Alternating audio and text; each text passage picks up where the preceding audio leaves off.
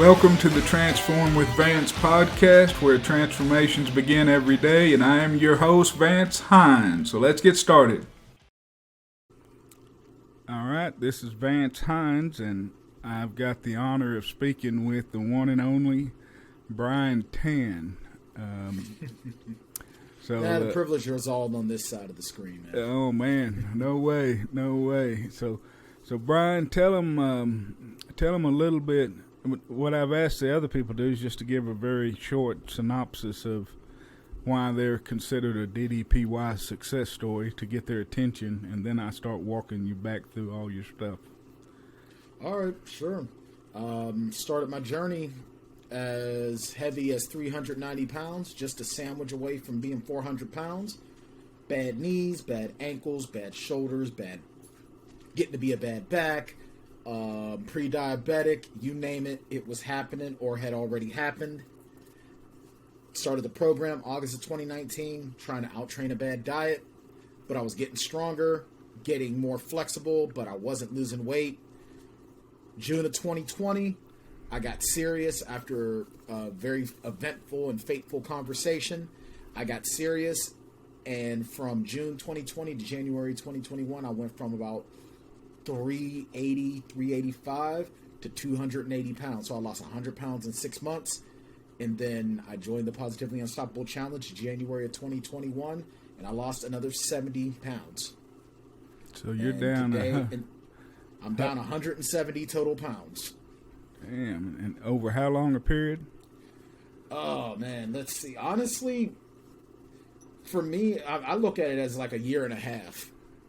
Because, yeah, I started August of 2019, but I didn't get serious until June of 2020.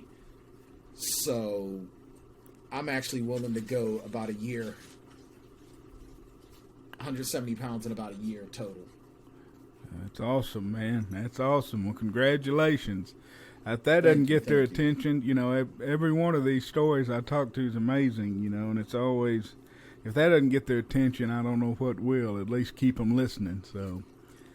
I would hope so. I mean, because honestly, if anyone's listening, they're listening because they're either looking for they're looking for positive inspirational change, or looking for a way to make a change for themselves. I'm the guy that, if you wonder if DDP yoga works, you can look at me and see that it does. I mean, they can look at you and see that it does.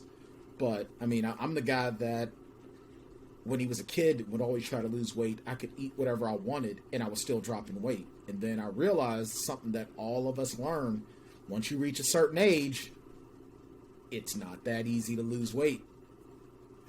So, I got it done. I got it done changing my eating habits and taking on healthy, positive lifestyles. So, how old are you? I am 42 years young. I will be 43 in May of this year, May of 2022. All right. And where do you live? I'm born and raised in Pittsburgh, Pennsylvania. That's where I currently live. I've lived in Pittsburgh all of my life except for a decade when I lived in the New England area. So I assume you're a Pittsburgh Steelers fan. Yeah and no. Not too thrilled with the way things have been going the last few years, but you know what? You support your team you support your team in the good times and the bad. So, just do what needs to be done with them, and all you can do is just appreciate them. But yeah, for the most, I am a Steelers fan. What about the baseball, Pittsburgh Pirates? It's hard to be a fan of them, but I pay attention. The Pirates haven't won a World Series since the year I was born. Like that, the 1979 was the last time that they won a World Series. The last time they won the pennant was the last time that they were like really, I remember it was like 1990, 91, and 92. They were huge. And then like in 2015, they did pretty good. And then they sank back into mediocrity. So, I mean, I appreciate them, but, you know. It is what it is. So I love the Penguins, though. I love the Penguins. I love hockey. I love the Penguins. I don't know who any of the players are, but I love the sport, so I love paying attention to the Penguins too. you know what? My favorite thing about hockey, I don't know that much. I mean, I like the contact, but my favorite thing is the way that they substitute in. You know, I wish that all sports would go to that method of substitution. You know, that would be pretty cool. I would love to see in a football game, you know, someone's like running up the field and the other guy's just running up beside him on the sideline. One guy, as soon as he gets off the sideline, the other guy can just jump out and hit him. I would love to. I'd pay to watch that football game. You know, that would change a lot of things. You know, if everybody had that style of substitution. Oh, that would be amazing. Can you imagine if they did that in basketball? Like, some guy's in a fast break, he's coming down, and then some other guy just comes out from the baseline, just a swatted shot, because one of his teammates just stepped off the court. That would be so cool. That would have people so mad. Well, I guess.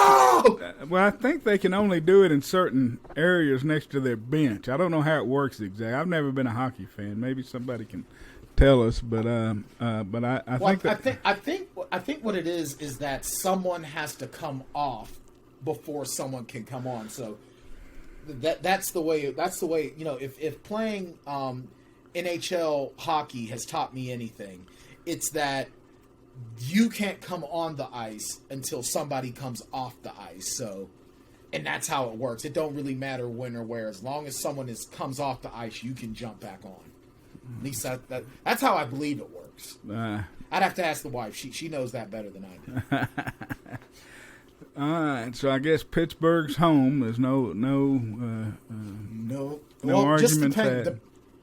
No. I mean, honestly, I think if the Steelers were doing DDP yoga, there would have been a lot less groin injuries throughout the season. That's for sure.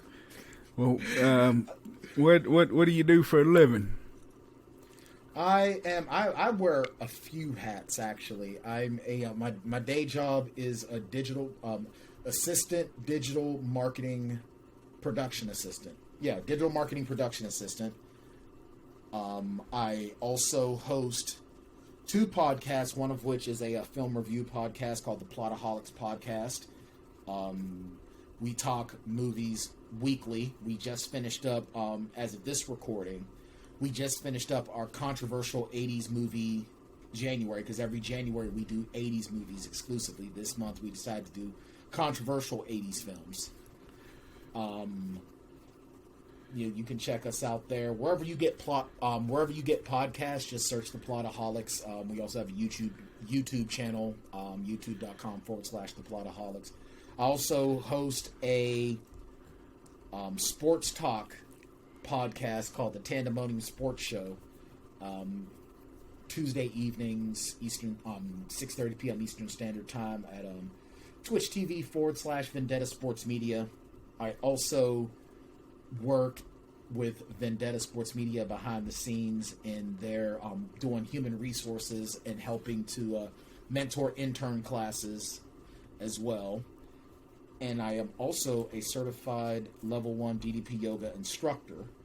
And with that, I am actually also establishing my own business where I'm teaching DDP yoga as well as self-defense. Obviously, the classes are separated, but I'm also a self-defense instructor and DDP yoga instructor.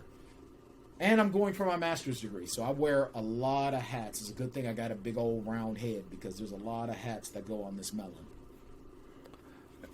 Where did you go to school? Where'd you go to, like, college, high school and college and that kind of thing?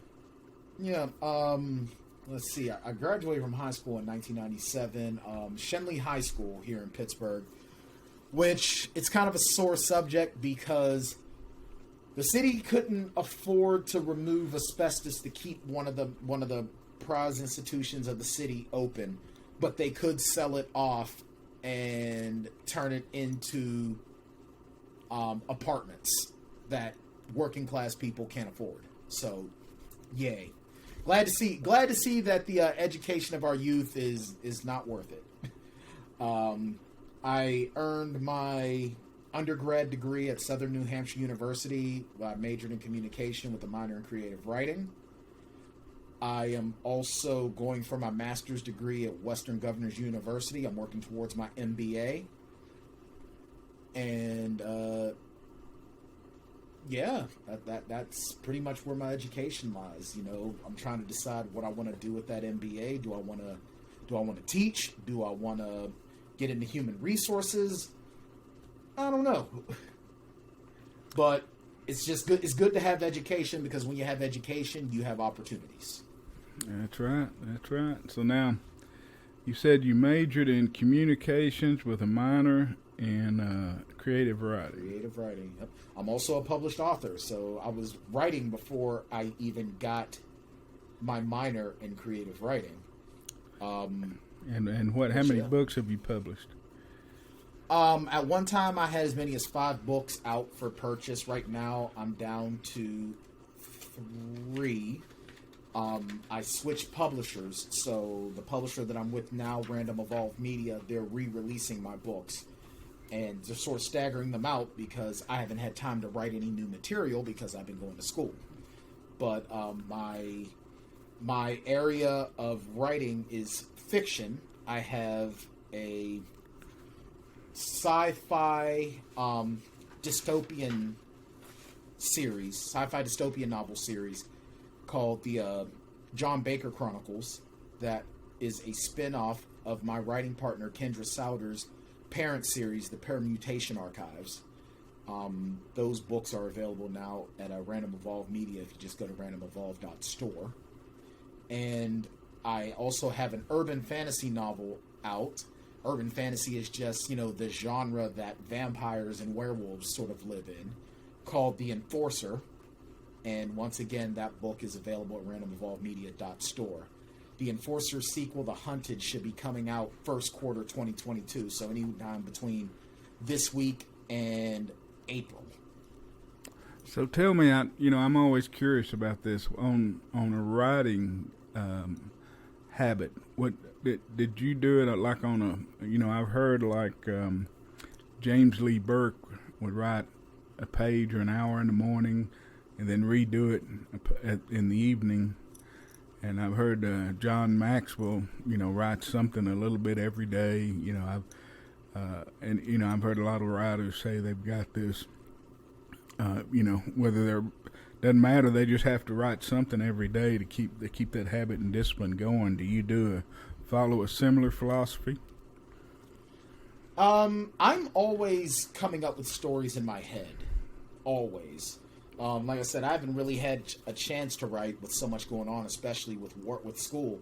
Usually what I would do is I would do a lot of my writing in the evening, because with the way my mind works, I would have to do something to get thoughts out so I could go to bed.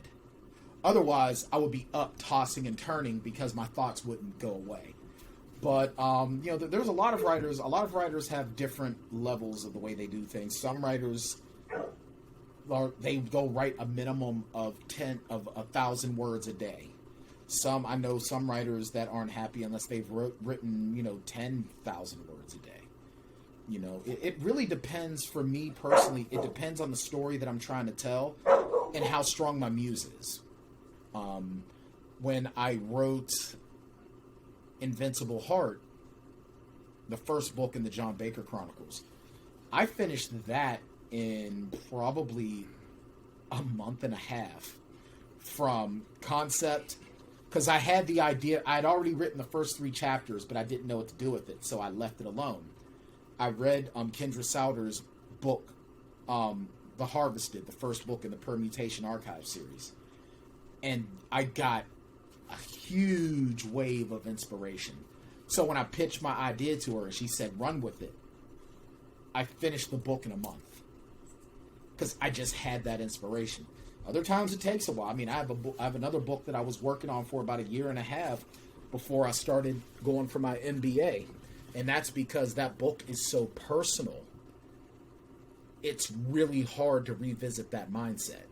So I mean, it really all just depends. For me personally, it really all just depends on what I'm working on, where the muse is coming from, and really just what I'm feeling.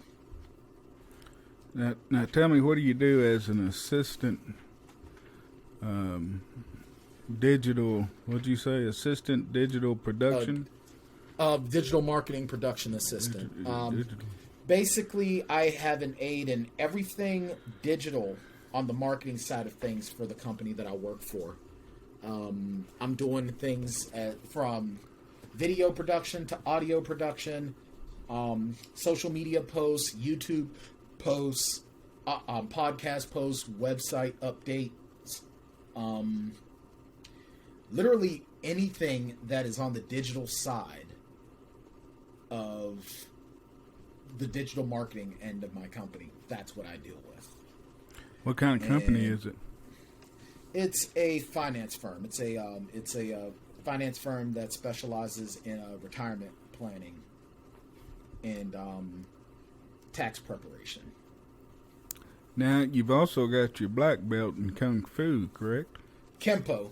In Yep, Kenpo. Yep, I'm a first degree black belt in Kenpo under Hanshi Larry Sullivan out of Jaffrey, New Hampshire. I hold the rank of Shodan, which is essentially first degree black belt. I'm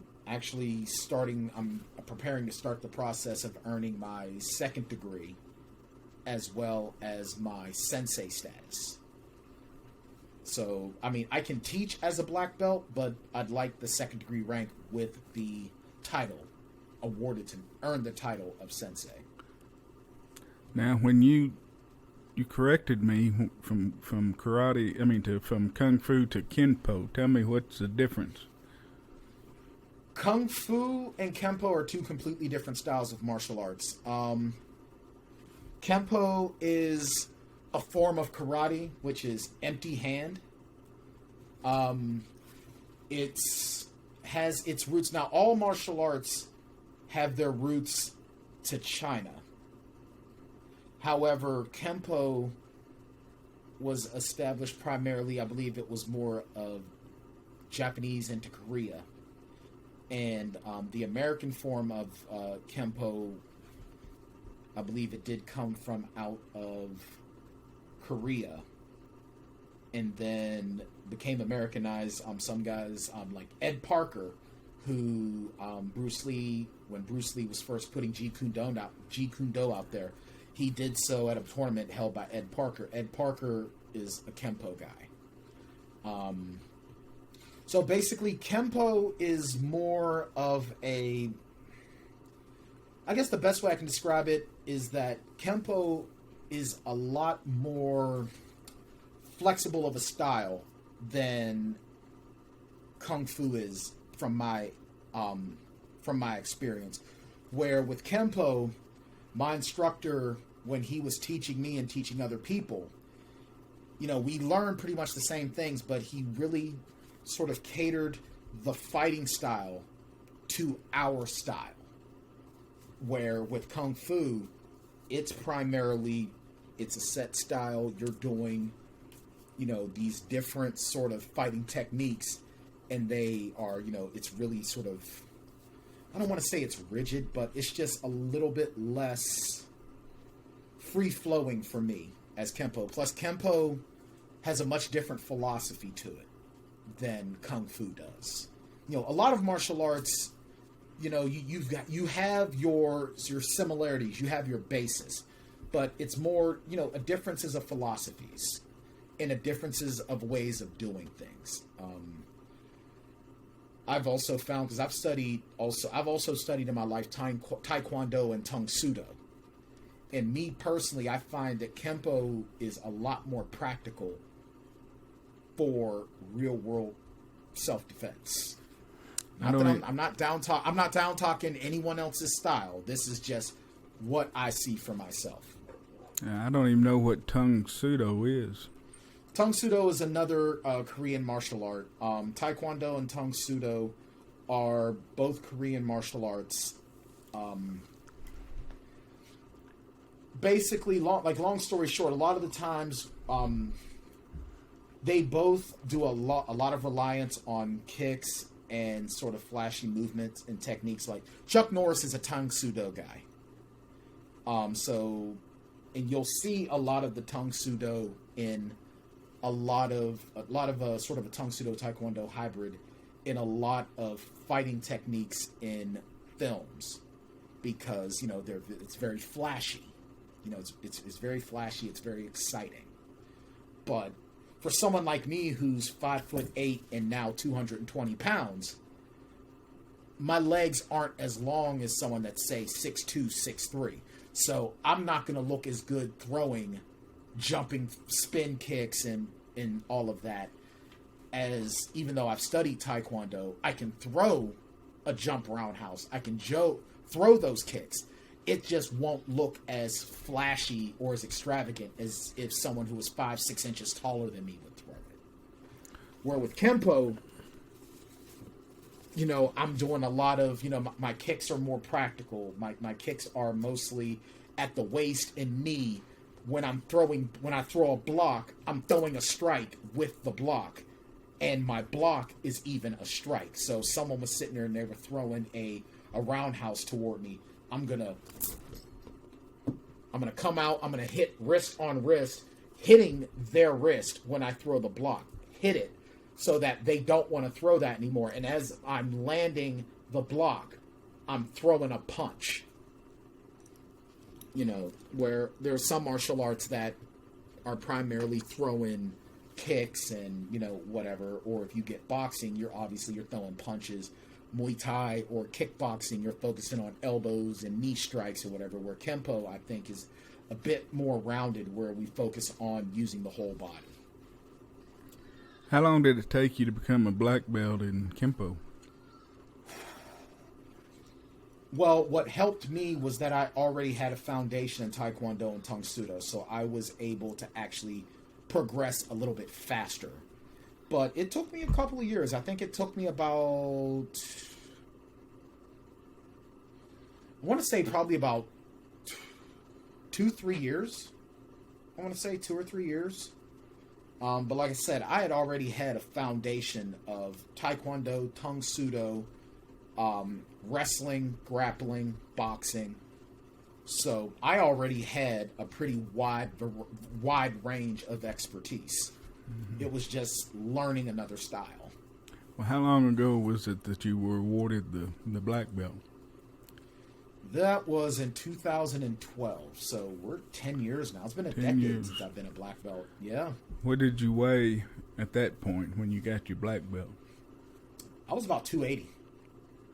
What did you weigh? I'm sorry, go ahead. Let's see. How old did you tell me you were? I will be 43 this year. So 42. I was 33 when I got my black belt. I was 288 pounds, 33 years old. And I had some great kicks. I mean, I think I'm getting my kicks back because I had spent so much time not throwing kicks. It's like I'm reteaching my body how to move. But I was able to throw some kicks, man. I could chain a real nice flurry of kicks, and I'm starting to get back to that now. What'd you weigh when you graduated high school?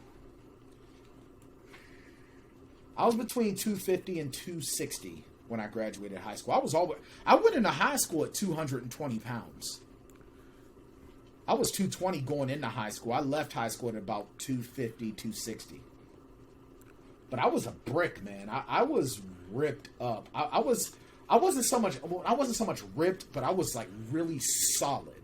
I was bench pressing 250 pounds. I was squatting, 400 or 500 pounds. I was walking everywhere I went. So my legs still are tree trunks, but my legs were just solid and just muscular. But then injuries started catching up to me, slowly but surely. And then as I would get miserable and depressed, weight would just start building back up. But then I just got good at tightening up what I had, but still eating like crap.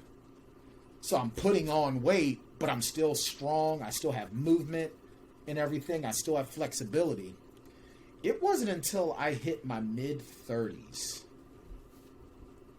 to late 30s,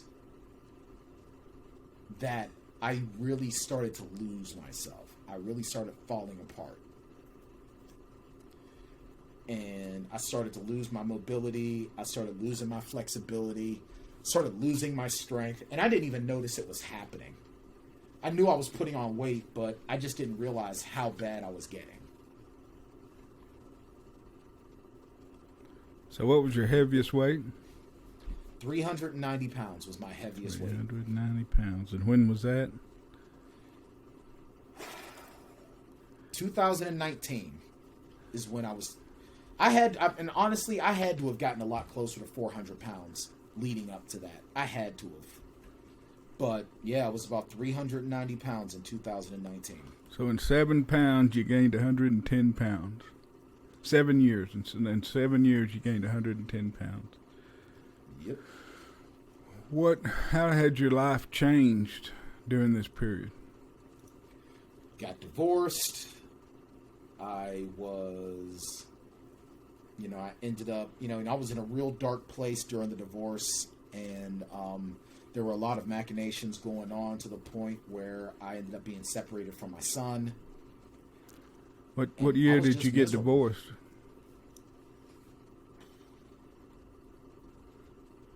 I want to say it was my divorce was finalized in 2012. So I might be getting I think I might have got my black belt in 2010. I have to look. I have my diploma right there on the other wall, like right in front of me, but everything is written so small I can't see. Might even have been 2009. But I know that my divorce was finalized in 2012. And that's when, like I said, a lot of stuff just started falling apart. I'm using my phone to zoom in on my diploma, see if it will let me. All right, I earned my black belt in 2011.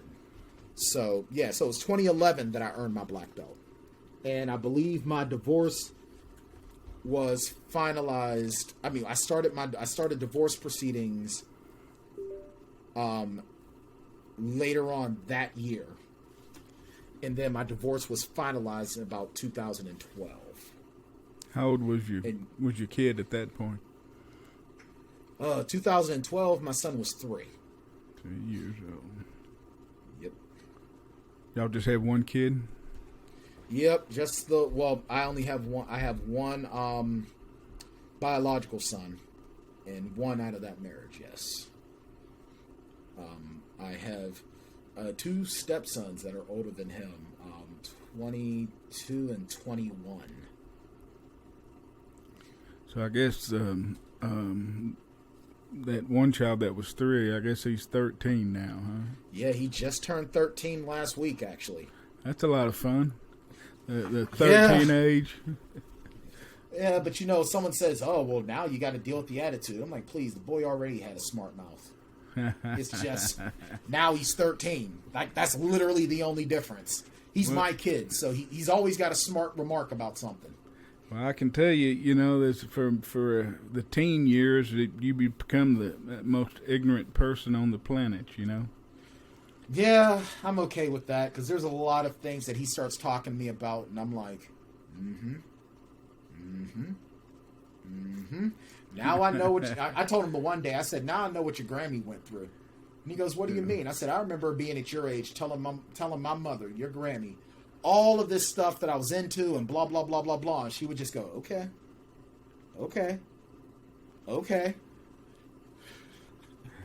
But no, he's a great kid. He's very, very imaginative, and he just the one great thing, and I know a lot of folks that have kids, it's like when you see how your kid is just becoming their own human. They take your teachings and they incorporate them, but they're becoming their own person. It's beautiful to see. Well, it's really crazy. It's years later, they'll say that you said something or did something that you'll have no memory of doing it, and you may be doing the opposite at that time, but they're always watching, and they're always listening, and they're always going to pay attention to what their parents do. And, I to this day still think back, try to picture my parents at an age similar to, different important points in my life, and Yep. we try to remember how they handled it, and so it's that never changes, but you'd be surprised because he's watching and listening more than you think he is. Oh, it doesn't surprise me. And knowing him, he's looking for He's looking for aha moments. He's looking to, I gotcha. Yeah. But it's more just. But I noticed though he's trying to learn. He's trying to understand. And no, I know he's watching, and I know he's listening, and I'll tell him stuff. And I know that, and I know he's probably like, yeah, you've told me this over and over and over and over. And I think one time he goes, Dad, you've already told me this. And I said, I know, but if I repeat it, it's going to stick. Not necessarily. Not necessarily, no. Well, thank God he's not like I was. See, when I was his age, yeah, people would say stuff to me and it would just go. Yeah. At least I think he makes me. He lets me feel like he's taking everything in. All I can do is say we'll see. Yeah. Give it a couple more years. Has he found his one true love yet? No. Well, not right now. He loves Legend of Zelda, and he loves reading. So so if I get him books on Legend of Zelda, yeah, he's loving it. Matter of fact, he loves books and he loves video games. So he hadn't got into the girls yet. No, and I told him keep your mind on your books and off them gals. Yeah, good luck with that.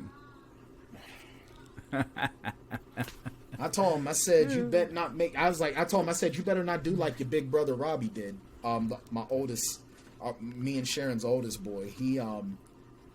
Sharon told him a long time ago. She said, no kids until you're 25. He comes over the house at 19, talking about I broke the one rule. It's like, you lucky I got my hands on your mama's shoulders, boy, because she's about to kill you.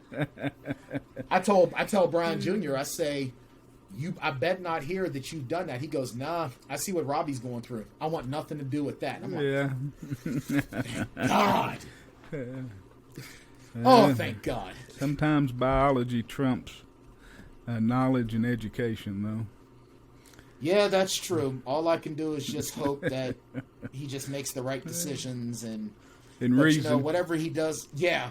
But whatever he does, we'll weather the storm. We'll weather the storm together. That's a great attitude. Great attitude.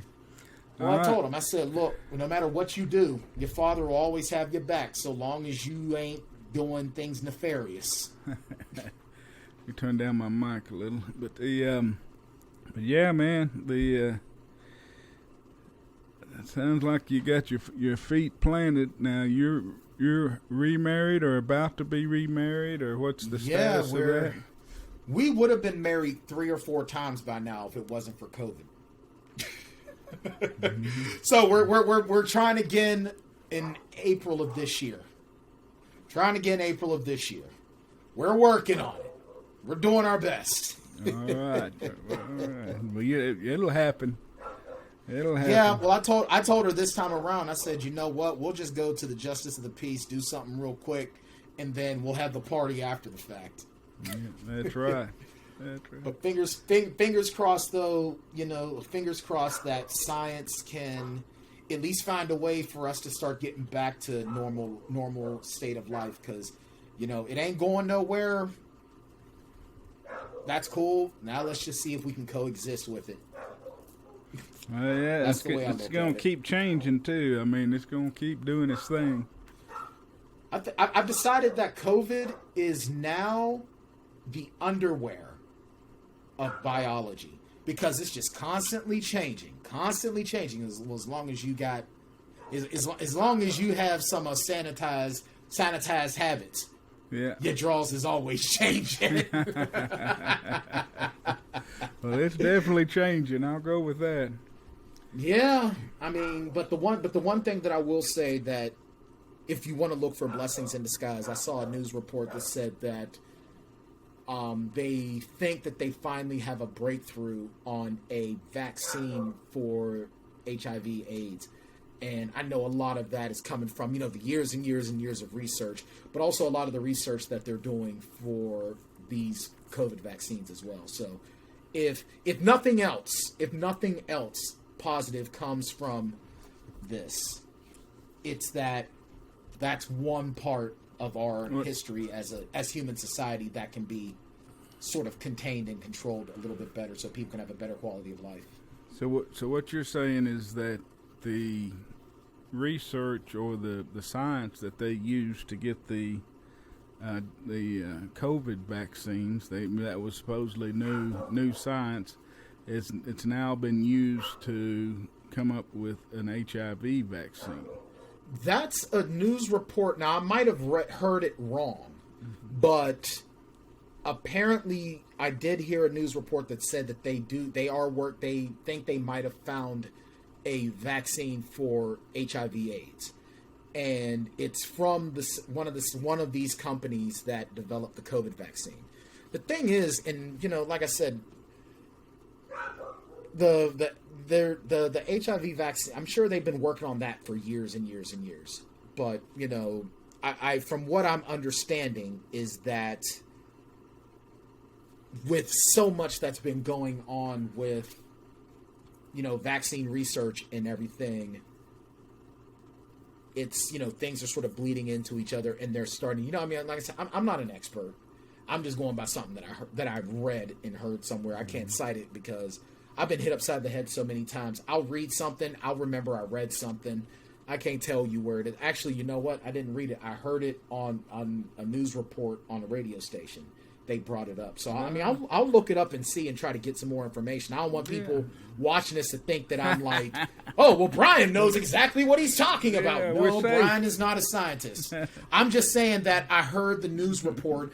This is what the news report alluded to. So if there's anything positive we can take from this, it's the fact that there could be a vaccine to help with HIV/AIDS. That's all right. I like it. I always try to look on the positive side. Like that Monty Python songs. I always look on the bright side of life. What's that one song? Accentuate the positive. Yeah, that's right. Eliminate the negative. Yeah. Yeah, and that's what you got to do, man. That's what you got to do. Hey, but I can tell you, I was a child of the 70s and 80s. I graduated high school in 83, and I grew up into my teens coming into the late 70s, and it was pretty freewheeling there in the late 70s and early 80s. So I've heard. And then AIDS came about. And, that changed everything. It just changed the whole dynamic of relationships changed, and it was crazy, and just the fear, sex could kill you after that, and I was just telling my son something like this. I was telling him how every generation has some sort of big change, like with his generation, it's COVID. The generation before his, it was 9/11. Yeah. And, for mine, it was Columbine. And then, for yours, HIV/AIDS. I've never thought about that as being mine. My generation's big thing. I guess it is, because it damn sure, the 70s and that was back in Saturday Night Fever, and I forget the name of the western down in Gillies, down in Houston. But it was a lot more. I wasn't around in the 60s, but I understand it got kind of loose in the 60s, and it rolled on into the 70s. But then the early 80s shut it down. It was like, no, stop it. Yeah, that was the end of that. But I can tell you, I thought my one big chance at life was going to be the night it changed from December 31st, 1999 to January the 1st, 2000. I thought, man, this is going to be my I'm really going to get to see something exciting now. I'm really going to live through history when this happens, and so I got prepped and ready, and not a damn thing happened, I was ready too. I was ready for lights to shut off, planes to fall out of the sky. I was ready for chaos, and then it's just like, oh, world's still moving. Yeah, nothing happened. The sun came up, and it was just another day. It was. What ended up happening? Yeah, it was. I seriously think stuff like that was literally just to mess with people. Yeah, I really do. It sold a lot of computers. Though, it really did. It sold a lot of computers, and then the tech industry exploded, even bigger than before. Because you figure video games were getting big in the 80s into the 90s, but then it became huge in the late 90s into the early 2000s. Now we have supercomputers in our pockets that we talk on. Yeah. I mean, crazy. I remember there was a time, and I was talking to my mother about this, and I was telling her about, we were talking about computers, and she goes, I remember Urban Cowboy. I just Urban Cowboy, we go. It took me a minute. I'm sorry. Go ahead.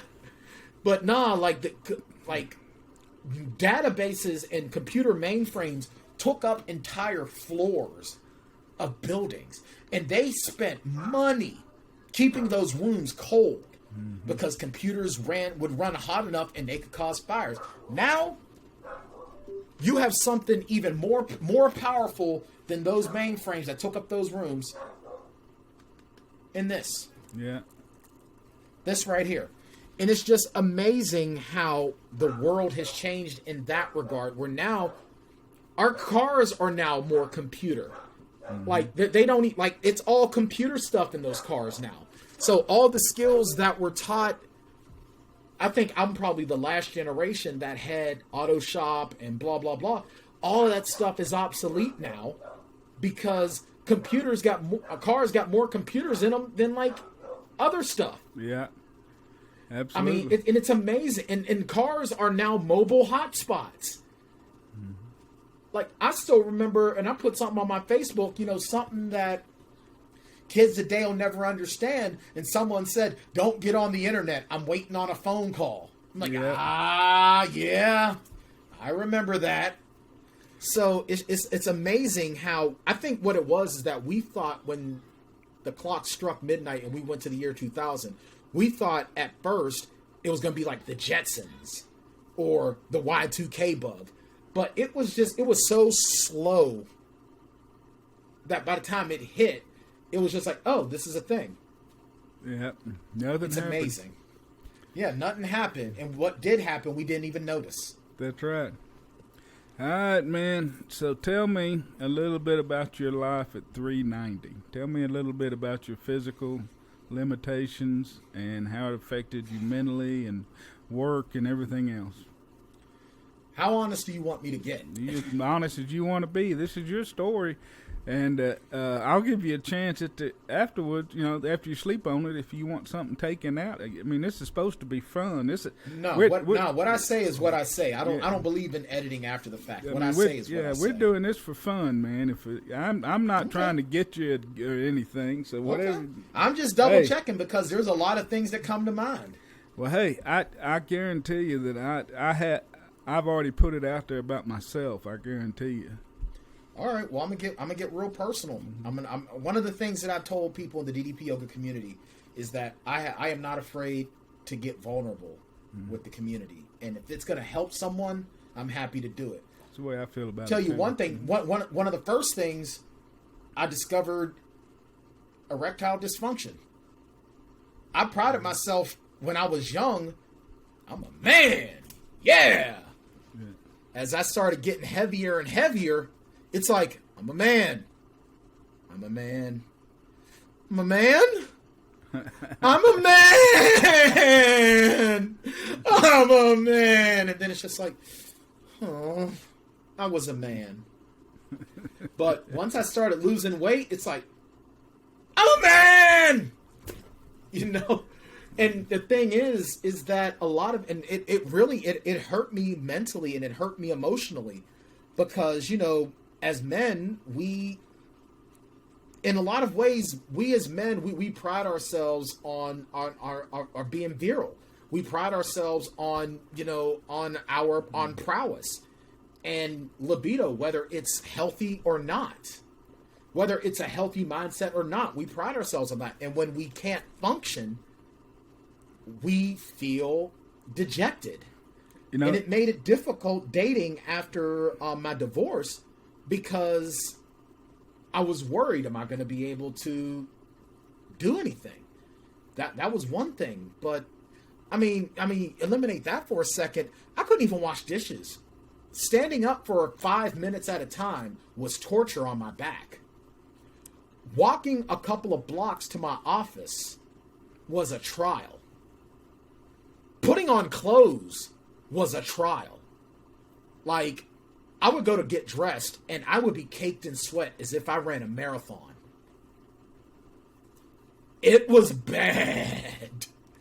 It was really bad. Sharon had to tie my shoes for me. It was hard to bring groceries into the house. Showering was not fun because I couldn't reach anything. Like, I was probably another 10, 20 pounds away from washing myself with a rag on a stick. Well, I was there, Yeah, so I mean, you understand. Like, I was really just about there. I was practically there. Well, 400 pounds for me is when I started having those those issues, and it really I don't know, for I'm 5'10", and so you got about an inch, 2 inches. Yeah, and but at 400 pounds, I started having those issues, and I couldn't, I had a fear of leaving the house and having to go to the restroom, and I would take, I was afraid of it too. I would take 3 or 4 Imodiums in the morning just to keep from making sure I didn't have to go to the restroom while I was away from the house, and away from a shower. I was terrified that I would sit on the toilet and break it. Yeah, well, I've done that too. But see, I wasn't quite there, but I was close. I know I was close. They make a thing on Amazon called a bottom buddy, and when somebody told me about that, that changed my life. And it's basically a stick that you put toilet paper on so you can reach your butt, and then. And so, it's basically like the loofah on a stick for the shower, and right. But to carry it, you always had to have a briefcase with you, and a nurse with you at all times. It was like a woman having their purse for their reasons with their stuff in it. Yeah. I had to have my damn purse with me with my stuff and carry it to the bathroom with me wherever I went, and it's tough, but I can tell you though, that damn bottom buddy freed me from the house, because I was isolating myself up until I found out about that damn device. I didn't like leaving the house at all. I still don't like leaving the house, but for a different reason now. But no, man, I was the same way, and then I was always so self-conscious, just walking. And there were times I'd be walking, then I'd get the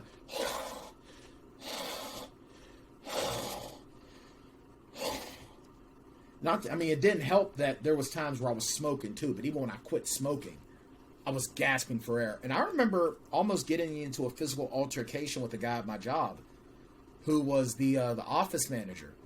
And every time I sat in chairs, the chairs would break under me after a while. They would start to crack and break. And finally he goes, "Look, we need to get another chair for you because you're too fat to fit in the chair. So what are you, about 400 pounds? And I just looked at him. I said, "Ed, if you don't get out of my face right now." And matter of fact, this chair I'm sitting in now, I bought this chair in the early days of the pandemic because it had a maximum weight limit of 500 pounds. Yeah. And it's like when I first got it, my hips were out, up against the arms. Mm-hmm. Now I've got so much space, I kind of feel like I'm sitting in a king's throne. Feel like a kid sitting in the big chair. I really do. I really do, because it's like I can't believe my hips and my behind ever filled this seat. Well, I mean, I bought one of those. I had to buy everything off big and tall or casual mail or DXL, Destination XL, whatever it's called. But I bought a folding chair that 500-pound rated, and I carried it in the back of my pickup everywhere I went, and so I'd have my own chair. Oh, wow. And because I broke a lot of chairs. I broke a chair in front of a jury in the middle of trial one time, just flopped out in the middle of the damn courtroom. Of an old antique chair. So I've broken a lot of chairs, man. Hey, but I want to take you back to that. Yeah. There was something. You talked about the libido issue. Two things I think, again, when I'm not a scientist of any sort, imagine, whatever. In fact, I think I flunked or made D's in college biology more than once. So, but anyway, I think that the fat, that having that, that morbid obesity lowers your testosterone levels. It starts lowering it down, and then when you start getting that fat off, getting back in shape, your natural testosterone starts building back up. But that's one. But the second thing, that's one part of it. Yeah, the second thing that really interests me is I think I heard a TED talk one time on YouTube that said it was a woman. They were talking about how men and women see sex differently, that men find their worth in sex. That's how men feel worthy.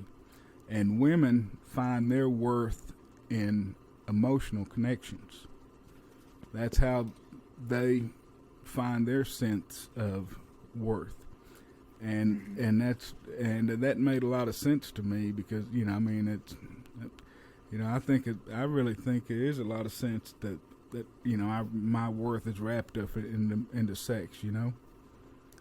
Well, see, I'll take what you said, the first part of it, a little step further. I always took it as, because for me it was the mind was willing but the body was weak. I think that with all of the excess weight, your blood can't reach. Your blood is so busy going to the vital areas that it's like, hey, that's a non-essential area, my friend. Sorry, that's only, hey, look. Is it vital to keep you alive? No, you don't need wood to pee. So as long as you pee, and that's all you need. And I think that's the body's way of sort of, when it's getting too heavy, it sort of shuts it down. So that way, so I think that's a lot of what it was. So, and as far as, I think that there's a lot to be said about men getting our worth from sex, because it almost seems like we're sort of programmed, whether it's in our nature or by society, that if we can't have sexual prowess, we're less than a man. Or is that a societal thing, or is it a form of nature in us having that desire to keep the species going? I'm not sure. That's an interesting discussion to have, but I think it does make a lot of sense, though. But there's a lot to it where, man, a lot of guys. I mean, you hear. I still remember the foolish conversations in locker rooms from guys talking about sex, and it's amazing how for years and years and years of a male's life, that sex just dominates our thoughts and our attitudes and our actions. It's insane. Absolutely. Well, hell, I'm 58 and I'm 57, and it still dominates my thoughts and actions.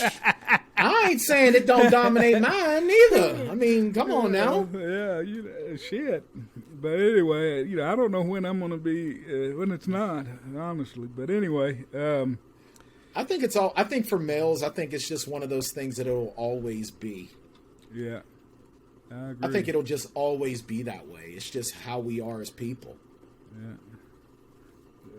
All right, man. Let me think. Anything else you told me about the? I think you told me about your problems and your issues. So, tell me what was the deciding factor that everybody always wants to know is what was the final straw that broke the camel's back that started you down this path of good health? So my son came to visit in 2019, and I had gone back into the gym trying to lift weights again. Wasn't losing weight. Well, he was about 10 at the time. Yeah, he was 10 at the time. And he was like, I want to exercise with you and blah, blah, blah. So I tried to take him to where we were working out. And they wouldn't let him in because he was too young. So we went to a nearby playground instead. And it was a playground that I used to play at when I was a kid. And we're having a talk and blah, blah, blah. And then he tags me and takes off running. He's like, come get me, Dad. Come get me. Now, you ever see the episode of The Simpsons when Marge becomes a cop? Basically, so Marge has been getting this desire, like this desire to be, active and blah, blah, blah. So Snake, the villain guy, the main villain guy, he steals Marge's purse. And she's like, he stole my purse. He's getting away. Let's get him. And she's running after him. Homer's like, Marge, no! And he takes 5 running steps and... Well, that was me. But it was 2 running steps. And both of my knees and my ankles cracked and buckled. So I'm trying not to fall to the ground because my knees and ankles are buckling like belts. And I'm like, my 10-year-old son walks up to me, puts his hand on my shoulder and goes, "That's okay, Dad. At least you tried." At least you tried. And I'm like, oh.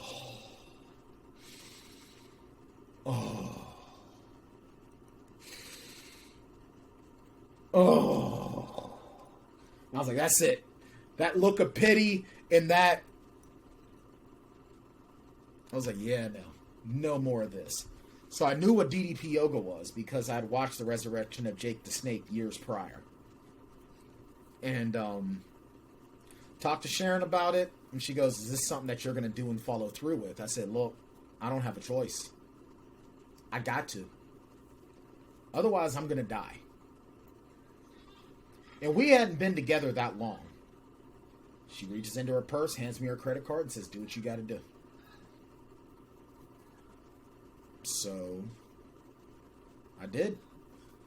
And my very first workout was actually the Diamond Dozens compilation, and it sucked. And I cried. And then I did Energy 2.0, and it sucked. And I cried. And then I noticed, though, that I was getting stronger. And I was working out, 2-3 times a week. And I was getting stronger. But I was still eating like crap. And then, but I was lifting weights. I was getting stronger. I was lifting and doing DDP yoga. Then we come to January 2020. Right before everything shut down. I'm in the gym. And I'm getting stronger. Like, I'm about to put up 320 pounds. Like, I'm putting up weight. My shoulder just pops. That was it. Thankfully, it was like I had separated my shoulders so much that literally all Sharon had to do was massage at the joint and pop it back in. So I had to take time away to heal. And then I was just too miserable to do anything else. And then George Floyd was murdered. And I was way too miserable.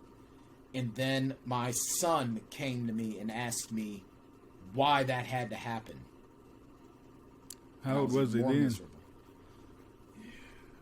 It's 2020. He was 11. It's 11. Yep. So he was 11 years old. And then my mother caught COVID. And I thought she was going to die. And I'm telling you the truth. If Dallas doesn't call me, I'm probably not. I'm probably still. I'm probably over 400 pounds, and I'm probably dead. If I'm not dead, I'm well over 400 pounds, and I'm on my way. All right. So when was that? June 2020 was when Dallas called me. So that was the big date. That was the day. Now let me ask you this: you're one of the you're only the fifth person I've talked to, but I haven't heard many people who started with DDP yoga first. You know, most people, they start with walking or pull, or and then they find their way to DDP yoga as they progress through their journey. But it sounds like that you went straight to DDP yoga right off the bat. Is that true? I mean, kind of. I mean, like I said before, I'd been in the gym. I was hitting the bag, lifting weights, but nothing was working. So I quit doing everything else and just embraced DDP yoga. And then I started trying to lift again, and I got hurt. After that, and after the phone call with Dallas, I gave myself over 150% to DDP yoga. 100%. And even to this day, like, I'll never lift weights again. I have no desire to lift weights again. My joints, don't like it, but I don't need to. The dynamic resistance of DDP yoga, and when I'm able to, when I use the jack straps, that's really all I need. I don't need anything else. I don't. I do DDP yoga, and I do bag work and pad work, so I can pick back up on my martial arts. But DDP yoga is still my primary. Yeah, I embrace that wholeheartedly, 100%, because I love the fact that DDP yoga was low impact, and I could get a crazy, crazy, crazy workout just by standing still. I love that. You mentioned that you'd watched the resurrection of Jake the Snake. Is that how you knew about DDP yoga, or had you heard of it before then? That's how I learned. That's how I learned what DDP yoga was the resurrection of Jake the Snake. I think I might have. I don't remember if I'd ever seen the Arthur video. I don't think I saw the Arthur video until the resurrection of Jake the Snake. But it was the resurrection of Jake the Snake that really kept DDP yoga in my head, because I grew up a huge Jake the Snake fan. He was probably the first heel that I really, really liked, that I was supposed to hate, but I was afraid of him. That's why I liked him, because I just knew there was something different. And then Dallas was the first full-blown heel that I knew I was supposed to hate, but I liked because he was cool. Well, just so for the people out there that aren't wrestling people, a heel is the bad guy. Yeah, heel's the bad guy, babyface is the good guy. Yeah. And you don't switch sides normally, but no, and it's got to be something real major to get you to switch sides. Yeah. But see, I learned all this since I got into DDP yoga. I never was a wrestling, WWE, WWC, WCW wrestling fan. I never knew the lingo or any of that stuff. Oh, man, I grew up a wrestling fanatic, man. My very first wrestling event was WrestleMania 1 back in 84, 85.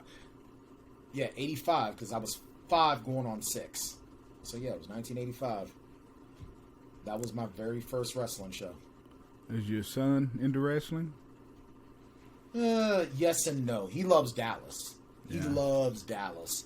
I showed him some of Dallas's matches. He thinks they're so cool. He's more into, like, anime and stuff like that. He's an anime kid. I hear there's a lot of the kids that age are in anime these days. Yeah, and it's weird to me because anime didn't start getting big here until I was a kid. Because the earliest days for me of anime that I remember was Voltron, and then Dragon Ball Z and stuff like that. Now they've got a litany of stuff, and I'm just like, I can't keep up. My oldest girl's 26, I guess. She's born in 94, 27. her and her girlfriend are even somewhat into anime. It's amazing that the younger generations how much it's taken off. That's insane. I love it. That's cool. I dig it. Now, one thing that Dallas called me, and I didn't know who he was when he reached out to me through Twitter, and then we've connected. I didn't know who he was, and then I've since learned. But the first thing he tells you to do is watch that Resurrection of Jake the Snake. That's the very first thing he wants you to do, and so that movie also got me to go to really try DDP yoga, because I felt after watching that movie that I really felt that Dallas really had a heart, and that he was trying to do the right thing to help people, because in that movie they got Jake up in Greenville, which is an hour from me, maybe hour 70 minutes tops, and so when they first pick him up, he's in horrible shape, but I'd have kicked that sumbitch out of my house 3 or 4 times over before I'd made it through that damn movie. I can tell you that. There were a couple times where I'm like, wow, you want to talk about having the patience of a saint. Yeah. Wow.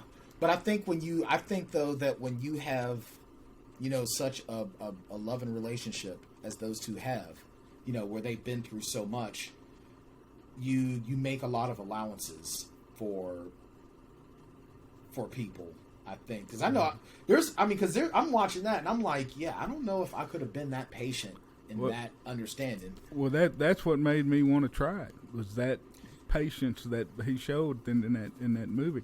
But one thing I've learned now, I've been involved in here since my video went viral with the group, and Dallas, it's amazing how he takes care of the people that took care of family and friends that took care of him along the way. Everybody that's involved in the company were people that helped him along the way in his journey in his life, and it's just amazing, the loyalty and absolutely. Well, because he's a real dude. He's a real person, and he's someone who fame didn't go to his head. Mm-hmm. And I mean, and he genuinely, legit cares about everyone in the community. I mean, this guy. Just to tell you a little story, a little bit of background in it. I don't have a relationship with my father. Probably never will.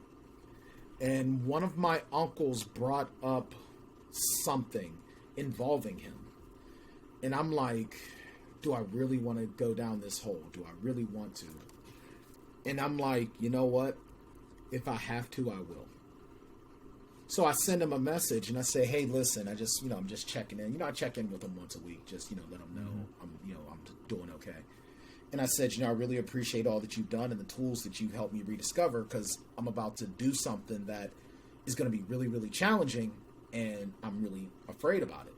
And he goes, wow, what's going on? And I told him, something with my father and blah, blah, blah. And he goes, before you do anything, let's talk and come up with a plan. Now, I'm not going to get too into it. And I'm not even bringing it up to toot his horn. I'm not bringing it up so people can be like, wow, he talks to Dallas. Whoa. No, I'm bringing that up because Dallas cares. That man has a heart that's bigger than Texas. He's a saint. Dallas, he really is. Like, seriously, that like he should seriously have his name thrown in for sainthood, because he cares so much. All of this, it's not a gimmick. It's not. It all comes from a place of love, and when you're in his presence, and he's talking to you, it's like you feel like he's known you forever. And he cherishes you as a person. And that's not something that you find every day. I mean, and there's no way that this community is here without him. There's no way that I am the man that I am today without his help. I agree on everything you said. It's, he carries it on his back, the burden of all of us. And, I didn't. He got some broad shoulders. Yeah, the only thing I took from your story was that Dallas took enough time to set his schedule aside to work out a game plan to help you, to whatever you were going to do towards your dad. He understood the importance of it and made time to advise you. And I always take his advice. Almost everything he's advised me without a T has come true, and I don't listen to his advice sometimes, and it comes back to bite me, and so it's when he tells me something, when he talks to me about something, I listen. I definitely listen. I take his counsel very, very closely, and it means a lot to me because he don't have to do that. I mean, he already got my money. I paid for the app. I'm subscribed to the app. You're out here talking good about the business to show everything. Yeah, he don't have to do that, but he does because he cares. Yeah. And it's like, and even if he didn't, even if he didn't take that time, it's like, you know what? I'd still be talking up DDP yoga. I mean, I tell folks, you know what? I will preach the gospel of DDP yoga until the day I die. Because I am living proof that DDP yoga works. Mm-hmm. Living, breathing proof. This program has given me so much because I put so much into it. Well, you've been the beast at it, that's for sure. I've been calling Justin the beast, but I think you're a worthy opponent to the title.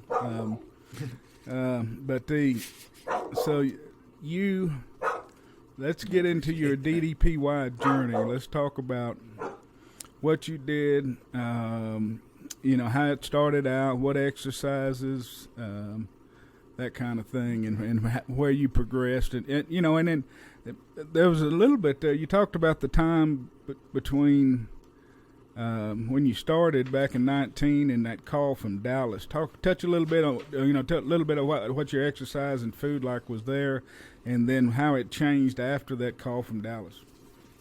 I ate like crap, flat out. It was like, I still remember there was one time I went to Olive Garden, and they were like never-ending breadsticks, and I was like, okay. I was still eating garbage. I was still ordering pizza and getting pizza and hoagies, and I would have 4 slices of pizza and a half of a hoagie. I was eating so horrible, but I was still doing the workouts. And I was getting stronger. I was getting flexible, but I wasn't losing weight. I still had this big old gut, but I was putting my leg over my head like I used to when I was going for my black belt. It wasn't until, and I had people say, wow, you should go dairy-free. I love cheese. You should go gluten-free. I love bread. Dallas calls me, and he's like, what are you eating? And he was like, what do you have for breakfast? I said, my favorite breakfast is grits and eggs and bacon, or grits and eggs and sausage. He goes, yeah, you don't eat that shit anymore.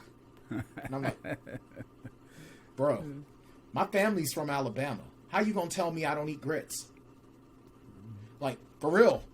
But he's like, no, that gluten it's bad for you. And that dairy, it's not good for you. And I started going through the list and watching the movies that talk about, what they're putting in our food and how they kill our food and all that. And that just horrified me. So June 2020, after that phone call with Dallas, no lie, I went and I started throwing food away. I threw away $100 worth of groceries.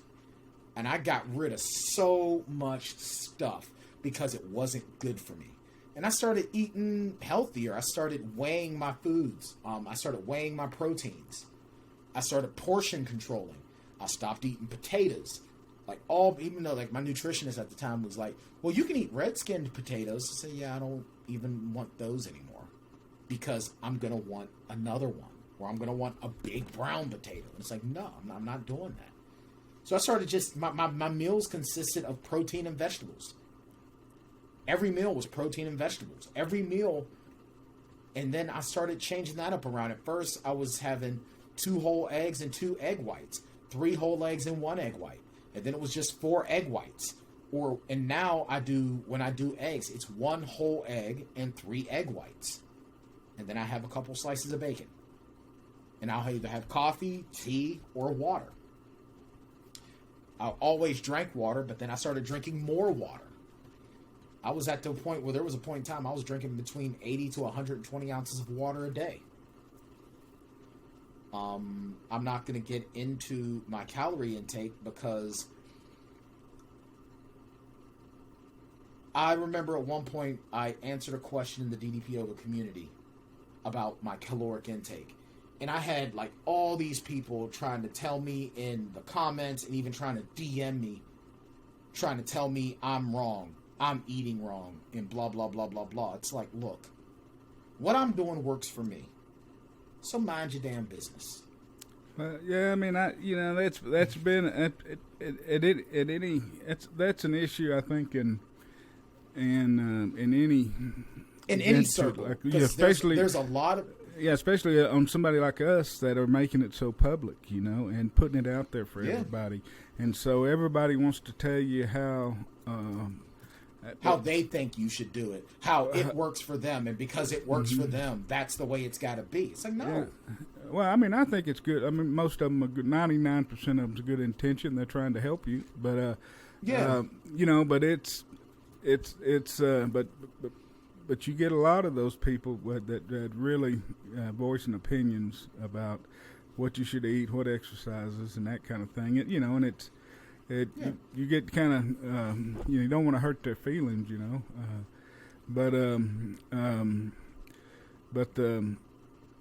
I mean, I don't know. It's no one can question your process. No one can question your results. I think the results speak for themselves. 170 pounds in 18 weeks.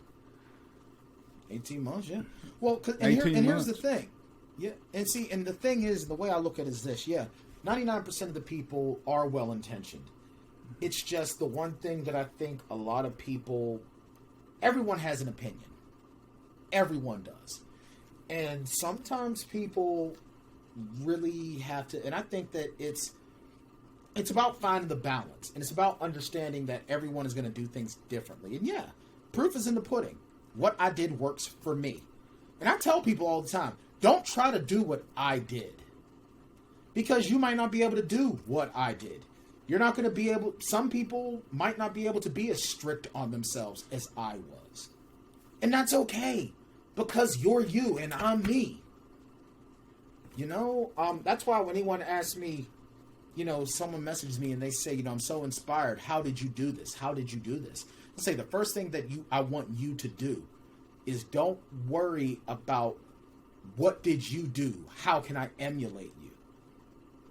I don't want you to be like me. I want you to be like you. Take your inspiration, sure, but don't try to strive to be just like me. Be like you. Be your hero. Be your miracle. I'm just happy to have a cameo. That's right. I mean, it's what works for one may not work for another, and I always, there was a 12-step, what do you call them, slogans they put on the walls, compare and despair. And somebody told me that, compare and despair, and I always thought that was pretty good. For, 12 steps got a lot of good things in it. I had a hard time turning complete control over everything to someone else to tell me what to eat and stuff. But it was hard. It was hard, and I especially would feel it whenever I would send Dallas my food in those early days, and he'd go, "Not a good food choice, bro." Yeah. I'm like, oh. Yeah. I would feel so bad, and I still remember there was a meme of Dallas with just this disappointed look, and it would say DDP is watching you, and it's like, and I took that meme to heart, because anytime he was like, it's not a good food choice, I would feel that. I'm just like, oh man. Yeah, that's right. I think there's another one that said he sees what you're eating or something like that. Yeah, DDP sees what you're eating. It's like, oh man, he is. Oh my God. It's hard to tell DDP to not take instruction from him. That man is an imposing personality and individual. I can tell you, man. Very much so. He is a very strong personality, a very, very strong disposition. But it's all out of love. Absolutely. It's all out of love. No, and I think that that's what makes it stronger. Well, I mean, if once you get on his radar, it comes with he's more of the tough love variety than the gentle, soft. He'll I don't think there's a gentle bone in that man's body. No. But I think a lot of it is because he feels so deeply. He feels so deep that, and that's just what he knows, and it works. He has a way about it that works. Because it's not like he yells at you. It's not like he doesn't tear you down. He doesn't make you feel bad. It's almost like I like to label it as, I don't want him to feel disappointed. Yeah. And that's just, and it's like his tone, his mannerisms and everything, because it's coming from a good place. And you don't ever want to hurt that place. I agree. Well, tell us, you said you measured your protein. What I'm interested in, what kind of restrictions you keep your protein grams down to a meal? 5.5 to, I try not to ever go past 6.5 ounces of protein. So I stay at about between 5.5 to 6.5. Certain times, depending on it, I might have 7 ounces. Maybe. And if I do have a high protein day, like if I do happen, then I keep it really uncontrolled during the week so I can get a good reset point. Do you track your other green veggies? Yes and no. When it comes to broccoli, Sharon and I split a bag of broccoli. It's always steamed. And if I'm the only one eating it, then I'll just eat the broccoli. And if I'm going to eat the broccoli, then that's when I make sure I'm super strict on how much protein I'm putting in me. But I'm also getting back to, drinking, certain amount of water before I eat. So that way, I'm getting a lot better at being able to push the plate away if I'm full. How much water do you drink before you eat? Between about 20 ounces. So you drink 20 ounces before you start eating? I try to, yeah. Well, maybe I need to start doing that. I hadn't been doing that. I know Dallas has told me a lot of times slam water when you're hungry before you eat anything. Yep. But I don't know if I've ever took it to doing it just before meals too. I was thinking more to keep from snacking. Yeah, and you know what? I don't do it as much as I used to, but that's what I try to do. Like I said, I've relaxed myself. I'm nowhere near as strict as I used to be, but all of my clothes are still fitting right, and nothing feels different. So, but I mean, I do try to keep in a particular way. Plus, having my dog too, when it's not, 20 degrees outside, I take her for regular walks, for an hour or so, and that really burns calories. Up until today, when she chewed through my hands-free leash, I would use that so I could jog with her. And, and that really burned that's a good calorie burn. I saw on your Instagram that you got, your little bulldog you got. Yeah, Labrador. She's a part Labrador, part pit bull, all pain in the butt. How much has she got to weigh? She's 50 pounds. She's about 50 pounds. She's a slender, sleek, muscular dog. Like, you can see the lab in her as well as the pit bull. She has the lab body and the pit bull head. That's good. I love bulldogs, man. I like pits. I love pit bulls. They're one of my favorite breeds of dog.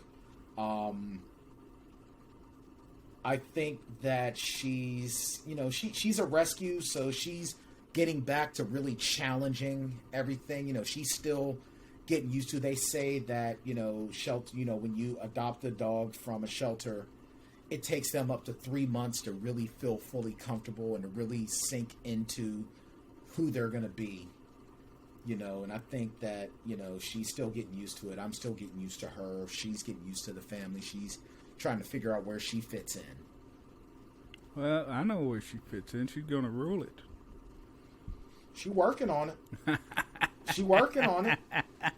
She's got to train y'all. Yeah, you're missing the point. She's in training. She's doing the training.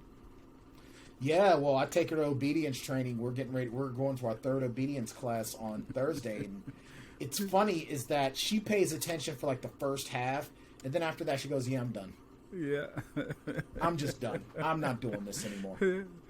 Oh man, bulldogs are funny dogs.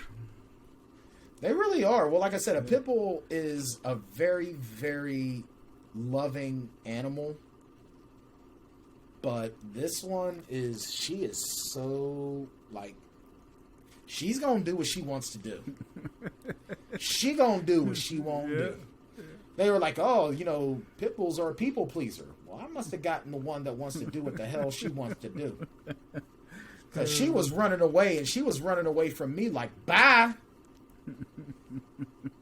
Like, you jerk. Yeah. But no, she's a sweetheart. And I'll tell you the truth, if it wasn't for me losing all this weight, I would not have felt confident enough to take on that challenge. Now, you told me, you mentioned clothes still fitting. What size were you at your heaviest?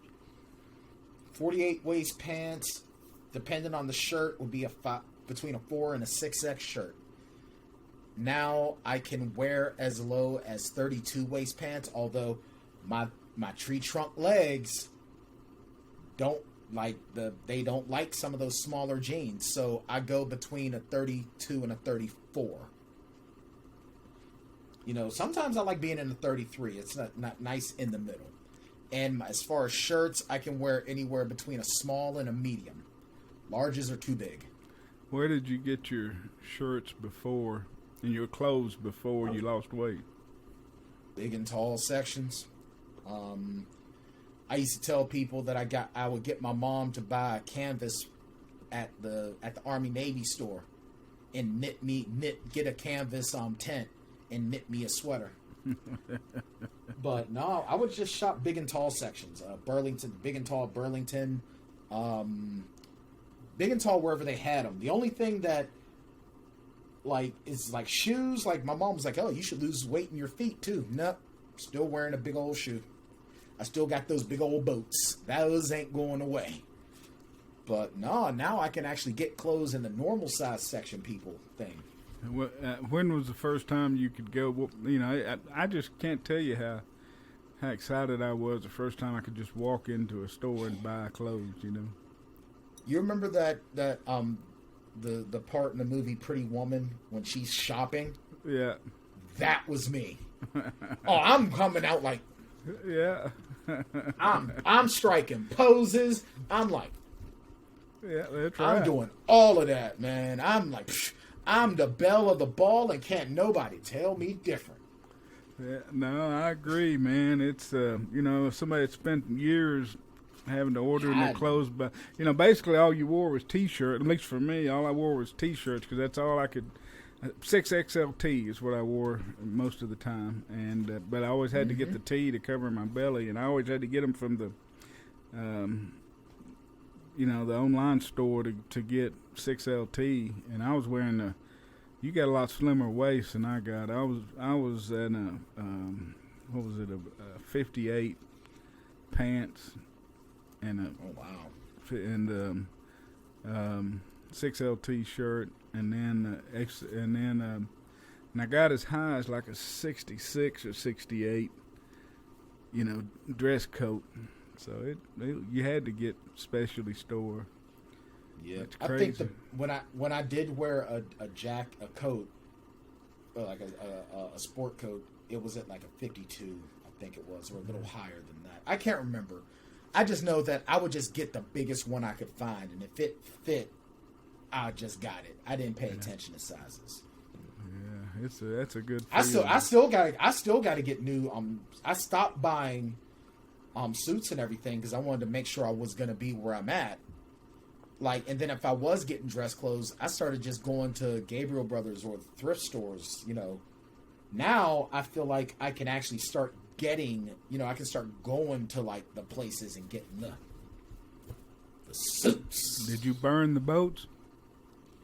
No, I didn't burn the boats. I still got my big. I still got.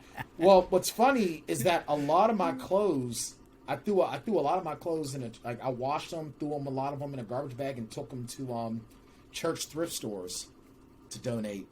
But as far as the shoes, yeah, I'm always gonna have big old feet. I'm always gonna have big old boats. I bet you I could probably wear Justin Dobbins shoes. I wear a size 15.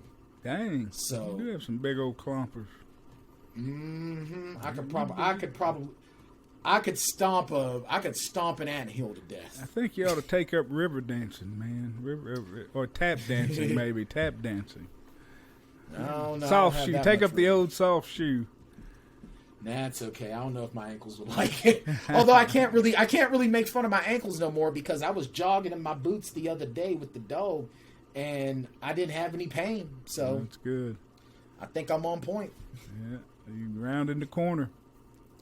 Pretty much. My goal for this year, I want to cut another 20 pounds off. I want to try to cut another 20 pounds. So what are you, 220? You want to get to 200? Yeah, I've been walking around about 220, 225 in that range. So I want to get down to the 200, 205 range. How long have you maintained 220? Since July of 2021. Shit. I've been maintaining my weight since then. This is the longest I've ever maintained weight. You've done something I hadn't been able to do, man. That maintaining, that's crazy. That's more discipline to me. That's more. I mean, that's more impressive to me on the discipline side than the losing. I can lose it, but it's eventually I slip up and start eating again. Yeah, I'm trying really hard to stay away from that. With like I don't let certain things come into the house. If I am gonna have like treats, they're gluten-free and dairy-free. I try to do it in moderation. I try to be very, very careful with it. I'm very, very, I try to be very hyper-vigilant. Very hyper-vigilant. Because I'm terrified of falling back into old habits. I'm terrified of it. Like, it wakes me... Sometimes it still, every so often, will wake me up at night. Well, I can... I recommend you burn the boats because I did, and I donated all my clothes, and I got in the situation. I'm heavier now than I've been since I've lost the weight, and I got out of my clothes. I went up to JCPenney and bought the final clearance stuff, whatever I could get, just to. I'm wearing these because I had these to give away, these bigger shirts, and I've given away. I've gotten rid of some of the real big stuff. I still kept a couple of larges and extra larges here and there, just for comfy stuff to wear in the wintertime. Yeah. And I think a lot of it though too, like some of the shirts are just shirts that I really, really like. And it's like, well, once I find one in a medium, then I'm getting rid of it. Yeah. But for the most, a lot of those old clothes have been gone. Mm-hmm. I have just a few left. Then it's a hell of incentive. Nudity makes a hell of an incentive. I can tell you. So absolutely. Hey, you mind if we take a quick break? Let me run to the restroom. Yeah, sure, no problem. I'm just going to leave it running because I don't know how to pause it yet or anything. I'm going to leave it running and go run to the restroom. Yeah, sure. I'll be right back. Hold on. Yeah, sure, no problem.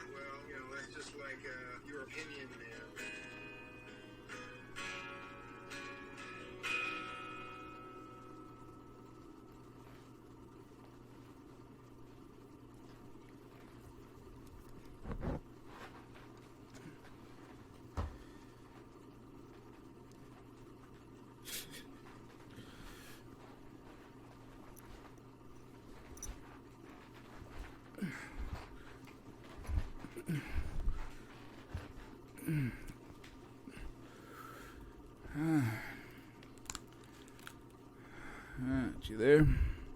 Yep, I'm here. Test. Alright. Yep, I'm here. Sorry, Alright, I got dude. some messages in while we were talking, so I just double checking those. Folks just love talking to me. Yeah, it's good. It's good. Man, a lot of... Well, hell, let's get this on. All right, I'm going to clap again. So, you ready? Let's do it. All right, we're back. I had to relieve my 57-year-old bladder, so we're back on. We were talking about your clothes and stuff. Tell me, I always ask this of people because it was such a big. It's been such a big part of my journey. Is the social media aspect and the pub, putting everything online. What are your thoughts, and how has that been in your journey? I don't think my experience has been as difficult as some people's may be. I'm also very thankful that I'm a male because, Lord, God bless women on social media. Because there are some creeps and weirdos out there. Candy told me, just like some gross pickup line some dude said to her, and I'm just like, man, I'm so glad I don't have to put up with any of that. But it's challenging because you don't know if you're gonna elicit trolls. I have elicited some trolls. I have gotten some trolls. But, the one thing that I told myself is that you're not doing this for them. You're doing this for the next you. And so sometimes, you got to be brave, but you also have to put on the thick skin and you have to put on the brave face because you never know what's going to come about. Chronicling my journey on social media has gotten a little bit easier, but it's also gotten more overwhelming because it feels like not so much that people expect more, but I expect more of me. Like right now, I'm kind of taking a small break from social media. I'm still doing things. I'm just not posting as much because I just feel like I put so much time and energy and effort. I need a break. But I'm proud of everything that I've done. I'm proud of all the chronicling that I've done because, when I see people message me or they comment, you've inspired me so much. And when you're being so real, it really helps me. It makes me feel so good. It feels good to know that I've helped people. So for as frustrating as social media can be with the trolls and all of that, it's so rewarding when someone says, you've inspired me. It means a lot. Now, so tell me, you talked about chronicling your life. Now, you participated in the 2021 Positively Unstoppable Challenge, correct? Yes, I did.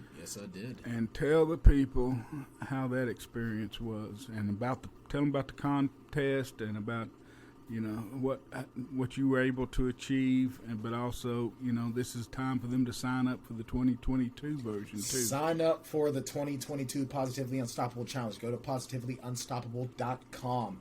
You can sign up today. It's going now. You can sign up. I signed up for the challenge not for notoriety, not for money, not for clout, I wanted to challenge myself to be the best me that I could be. I entered the challenge because I just wanted to show myself that I could do something. I lost 100 pounds. That was great. I was proud of that. I knew I could do more. I knew I could do better. So I wanted to take it to the next level. That's why I entered into the challenge. And I really had to dig down deep. Dallas told me when I told him I was going to enter the challenge, he goes, well, listen, I can't help you. You're going to have to do this yourself. You're on your own now.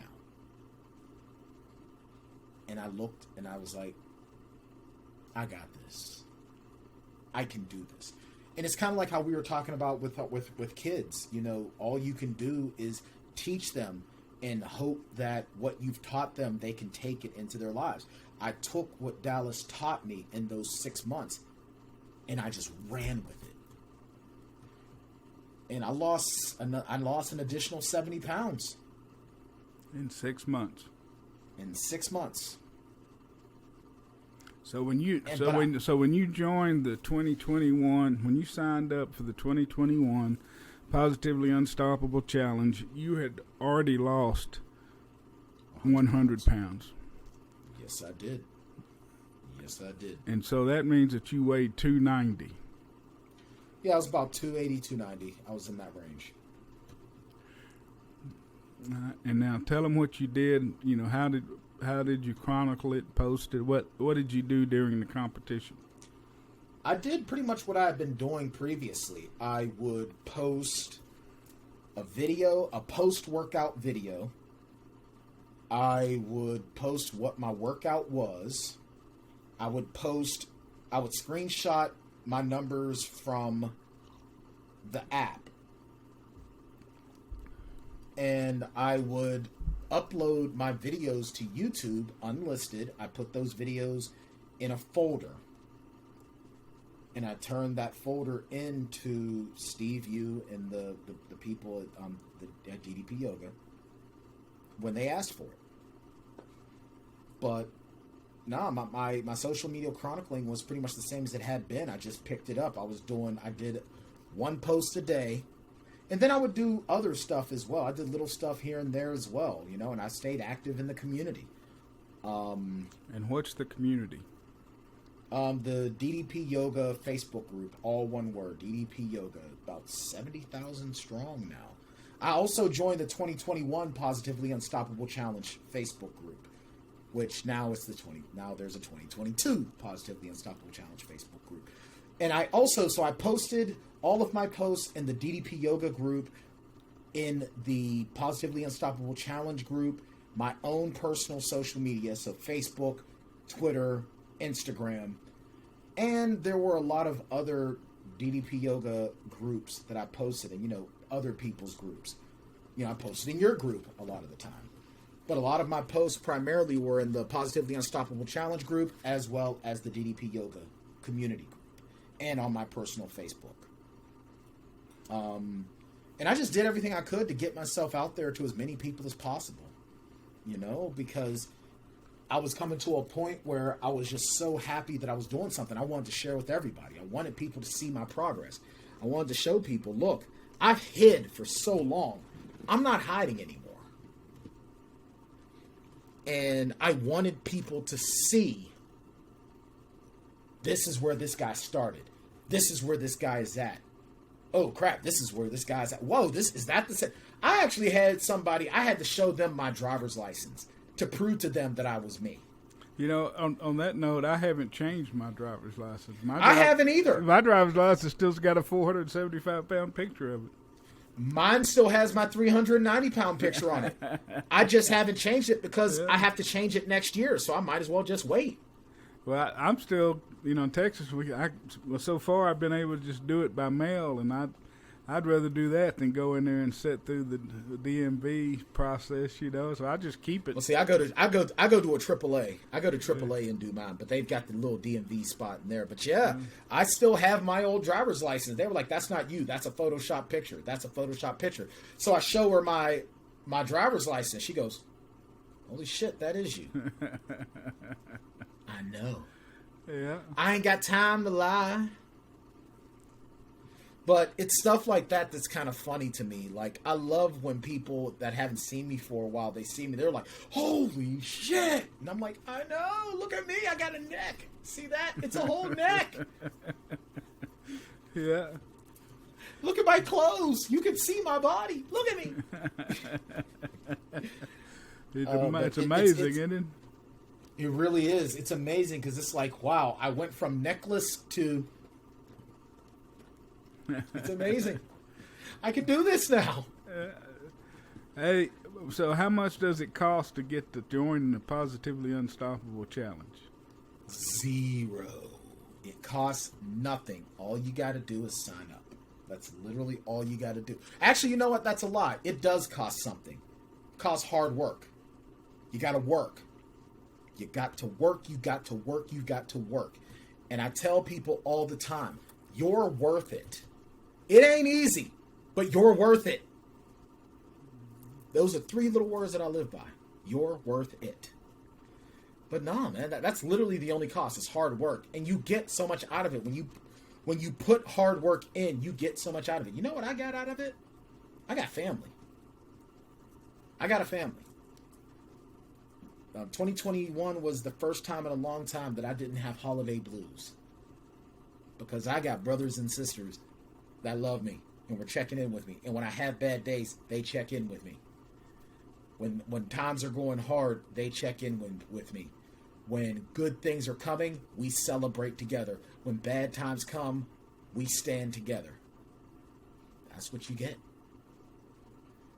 And if you really, really, really put in the work and you're able to separate yourself, you'll probably get an all-expenses paid trip to Atlanta, GA. Get to work out with the man himself. You know, there's so much beautiful good that you get from this. So I don't understand why more people don't do it. Now this put it on YouTube. So you uploaded all your videos into YouTube. All my videos. But now they're unlisted. They're unlisted. Yeah, that's videos, what I was going to get you to tell them what that means. In other words, nobody can watch those videos unless you give them the link to them. And then I put them in a folder, so they're their own playlist. And the playlist is unlisted, which means that nobody can just stumble on it unless you give them the link. That's what that means. You can either set it to private or you can set it to unlisted. And that's what I did.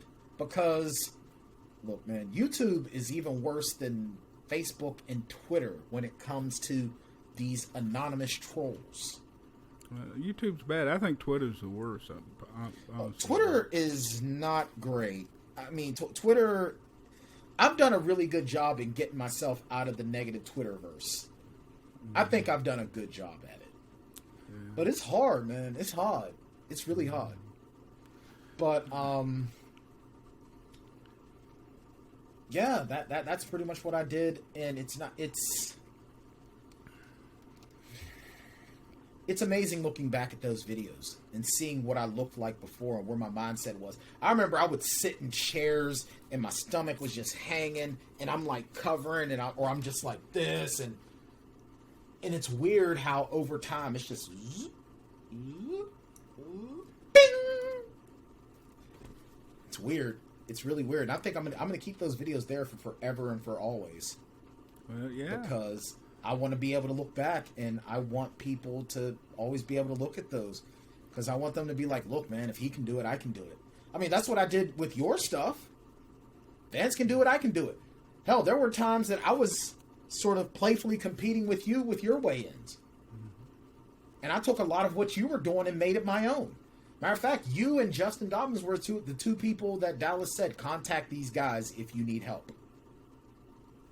Or if you just need someone to talk. And there was a time you and I were sending our foods to each other, and of course I had to stop because I started doing a juice fast, and you're sending me your food. I'm like, oh, stop! You're killing me. The one day that almost broke me, because you know you're in Texas and my family's from Alabama. We Southerners, we love our barbecue, and you sent me something of barbecue, and I'm like, damn it. I can't eat solid food. So tell me about the juice fast. You did. How long did you do that, and how was that? 30 days. 30 days. Nothing but juice. Actually, no, that's a lie. I did nothing but juice and Orgain, plant-based protein with almond milk. That was all I did. It sucked. I will never do that again. Ever. Like, well, I can't say never. I can't do it the way that I did though, because I tried to do it again over the summer, and I almost passed out walking down the stairs. So I was like, yeah, can't do that no more because my body is different. I'm burning calories now when like doing nothing. My body is a calorie burning machine now. But nah, man, I did that for 30 days. I did it for 30 days. Breakfast was a juice that I got off the DDP Yoga app, where, you know, Dallas has his recipes there. I would have a juice for breakfast, a juice for lunch, a Orgain for a snack, and then a juice for dinner. And I did that every day for 30 days straight. Week 1, I was a miserable, cranky bastard. Week 2, I was fine. Week 3, I was okay. Week 4, I was a miserable, angry, cranky bastard. I made week 1 me look like a teddy bear. And then I had barbecue for my first meal, my first physical meal. And it tasted so scrumptious. It was so great. But then I noticed something. That made my mindset so much stronger. Because I had to make myself stick to it. So now, it's like, yeah, if I say I'm going to do something, I do it. And you ain't nothing going to shake me. Nothing shakes me. Yeah, that's crazy. I mean, did you go through like starving weak moments? Yeah, it was hard. Like well, what it was if I didn't consume at a regular time, I got weak. I remember there was an instance where Sharon and I were out shopping, and I hadn't had an Orgain in between after my lunch. I'd usually have an Orgain about 2 hours after lunch to be between breakfast and dinner. I mean, between lunch and dinner. I missed my Orgain. And I fainted in the store. What week of the fast was that? Either week 2 or week 3. So it wasn't it was at either first. No, it wasn't at the first because I wasn't really going anywhere. I didn't trust myself to go anywhere. Because if I got hungry, it was like, well, we're going to stop and get something to eat. If I stayed home, because I had the opportunity to work from home. I've been working from home since COVID started. Mm-hmm. So I had nothing but freedom to just stay home. And it's like, well, if I go somewhere and I'm hungry, I'm going to stop and get something to eat. So I'm staying home. That's the one thing, man. You want to talk about another positive of COVID. I don't know if I could have lost the weight if the world hadn't stopped. Because I didn't have anything to tempt me. I got rid of everything in the house that was a temptation. I got rid of all of it. And I wasn't going anywhere where there would be temptation. Where now, I go places and I'm not tempted by nothing. Like last night, I was coming home and I was like, crap, none of these other places are open that I can get something to eat. And I was like, glad that McDonald's is closed. Not like I'd be going there anyway, because F McDonald's. Yeah.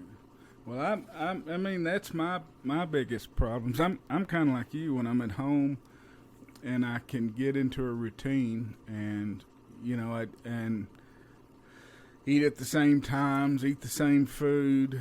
I'm not hungry, don't have the unexpected hungers, and you get that control is what makes it a lot easier to lose weight. But when I go on trips, camping trips, or go somewhere, when I go out, and then you throw in all of those other different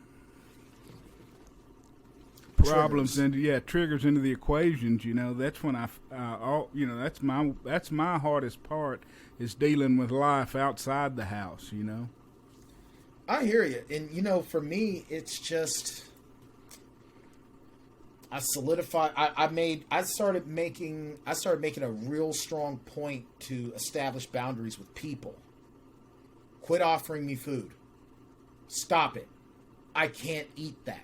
Stop. Some people actually got mad at him.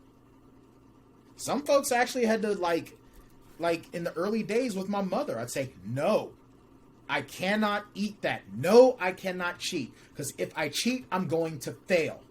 No. Stop it. And then I got to a point where, yeah, I can.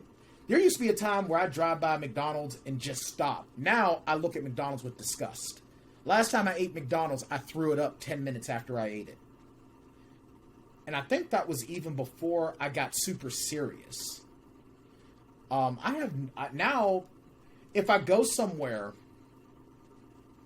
and I'm really hungry, I know places that I can go to get things. Like, if there's a Chili's nearby, I know I can go there and get an order of tortilla chips because they're corn chips, not flour chips.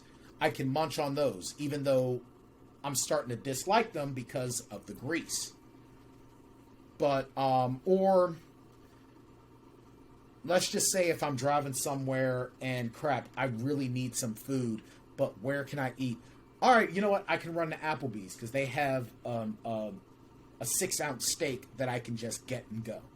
Or I can go to a Denny's because Denny's chips are corn chips. I can get those and just go. You know, so, or hey, if there's an Aldi's nearby, if there's an Aldi nearby, I can go there because they have some gluten-free chips there. I can just grab those if I have to. It's also just about knowing where you can go if you are out and about and you get that hunger. You know, preparation. You know, it's forethought and preparation, because it's when you make the worst choices when you're standing there hungry and you don't have it all thought out. Exactly. I mean, I'm coming to a point now where we're going to start buying snacks to keep in the car, because if I don't eat on the regular, I'll start to get weak. Because my body is burning calories like crazy all the time. Yeah. You know, and yeah, it's all about being able to prepare and to know, it's listening to your body and getting to know your body and establishing that routine. So how much weight did you lose during that month of juicing? And this was right at the end of your 170. Right at the end. This was the last thing of the contest, right? Just about. I think that it was only a couple of days. It was a couple of days. I think I lost an extra 25. No, it was more than 25 pounds. Actually, I think it was closer to 30 some odd pounds, because I think at one point I was at like 250. So I think it was close to like 30 pounds, because I ended up weighing in. When I weighed in, that final weigh in, I was 218 pounds. 218. You beat me. My lowest mark's 219. Wow. Yes. And that's actually, and like I said, every time you would weigh in, I was like, I got to beat Vance. I got to beat Vance. I got to beat Vance. So, but yeah, man. And then, yeah, so I think I cut down like another 30 some odd pounds. And then when I tried to do it again, like about 2 months later, my body's like, nope, you're not. Well, you've the same kept it guy. off. You've kept it And off. I've kept it off. And I've kept it off. That's impressive to me, man. I do a workout every day, even though I don't realize. Like today, I was doing some stuff with breaking up ice at my mother's house. You know, I'm doing workouts and stuff every day. I'm doing little things every day. I'm maintaining every day. So what? So tell me how your DDP yoga workout schedule changed over the weight loss journey. At one point, I was doing 2 to 3 workouts a day, and then I got to a point. I mean, do 2 to 3 workouts a week, and then when I was at my worst, I was doing maybe 1 workout a week. After talking to Dallas, I started going back to doing 2 to 3 workouts a week, and then I started doing 3 to 5 workouts a week, and then 6 workouts a week. There was actually a 3-month period where I worked out every single day. And then there were points that I was doing 2 workouts a day. I would do a workout in the morning and a workout in the afternoon. Then I started doing a workout in the afternoon and a workout in the evening. So, yeah. And now I'll still do certain days. I'll do a DDP yoga workout. Another day I'll do a bag workout. Sometimes I'll do a DDP yoga workout in the afternoon. And then I'll do a bag workout in the evening. Depending on how I'm feeling and what the mood I'm in. So what, about how many days a week do you do DDP yoga now? 3 to 5. 3 to 5. And about 3 to 5 days a week. About how long is a typical DDP yoga program? Anywhere between 30 and 45 minutes. I haven't really had enough time to do like the real long workouts, but anywhere between 35 and 40 minutes. And keep in mind too, I also teach a couple of days a week as well, and those workouts are anywhere between 30 minutes to an hour. Now you've got your level 1 certifications. You beat me to that too. You beat me to a lot of things, and so that's pretty cool. Congratulations, man. Thank you. Well, I used you as inspiration, and I just kept running forward. That's awesome, man. Congratulations. Thank you. And I set up to. I also enrolled for my level 2 as well. You're going right on in. Yeah, I mean, DDP Yoga is my life now. Yeah. And this is what I want to do with my life. My main goal is to really help my community, because part of the reason why I was hesitant to do DDP Yoga in the first place before was because my mindset was yoga's for rich people. Yeah. Yoga's for people that have money. Yoga's not for people like me. Now I want to bring DDP Yoga into the inner cities, because folks got to know you're worth it and you can do this. No, I think that's awesome, man. I mean, because that's one thing that Dallas has been able to do with the program that no one else I know of has been able to do. For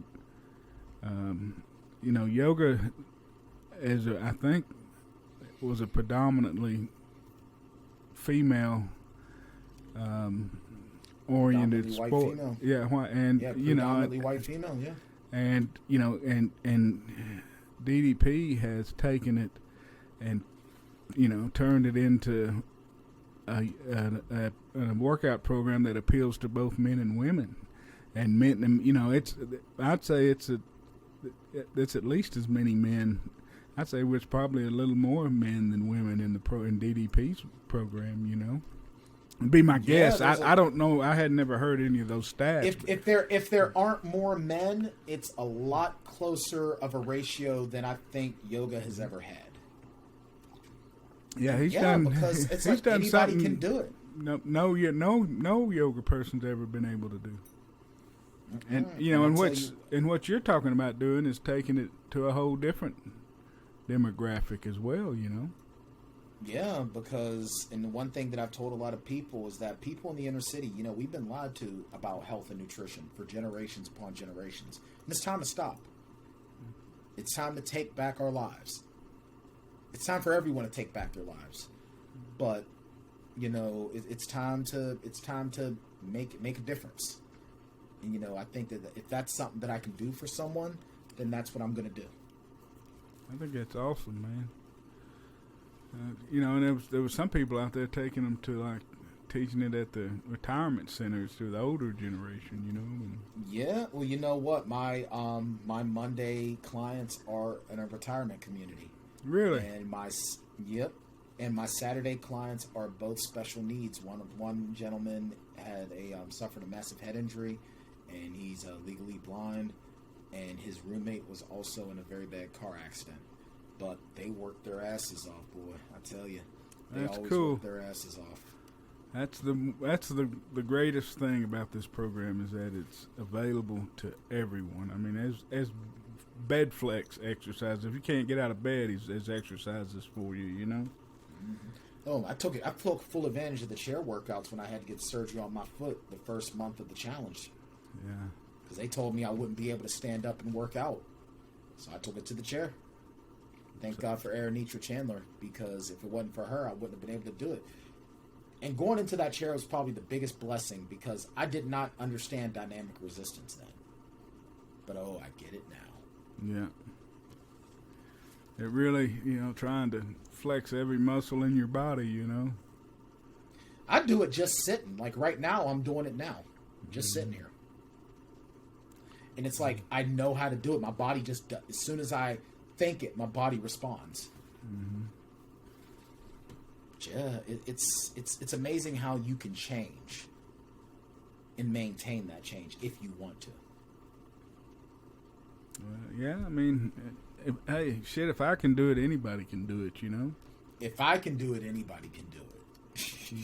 If we can do it, anybody can absolutely. Do it. Shit, I was just an old fat drunk, for years and years. I was just a fat malcontent. Yeah. Just a fat, angry malcontent. So, yeah, I mean, shit, if I can do it, anybody can do it, that's for sure. All right, man. Where do we go from here? What's the future look like for Bryan Tann? It's so bright, I gotta wear shades. No, I'm going for my level 2. I'm going for my L2.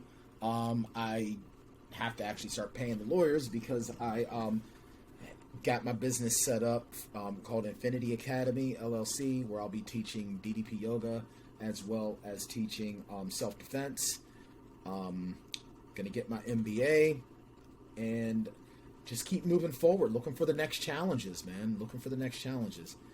I don't want to be stagnant ever again. Never again. How did you come up with the name Infinity? Well, a couple of different ways. Number one, I tell people that I want to be the infinity version of me. It's sort of a running gag also between me and my son, where you go, I love you from here to there. I love you from the dirt to the sun and back. I love you all across the universe. I love you Goku's power level. I love you infinity. I love you infinity times 2, so on and so forth. Yeah. Plus, that's also the name of my lodge. So I decided to name it Infinity Academy based on basically just being the best part of myself. What lodge are you talking about? I am a Master Mason. I'm a Master Mason. I didn't know that. No, I guess I wouldn't know that unless you're in the group.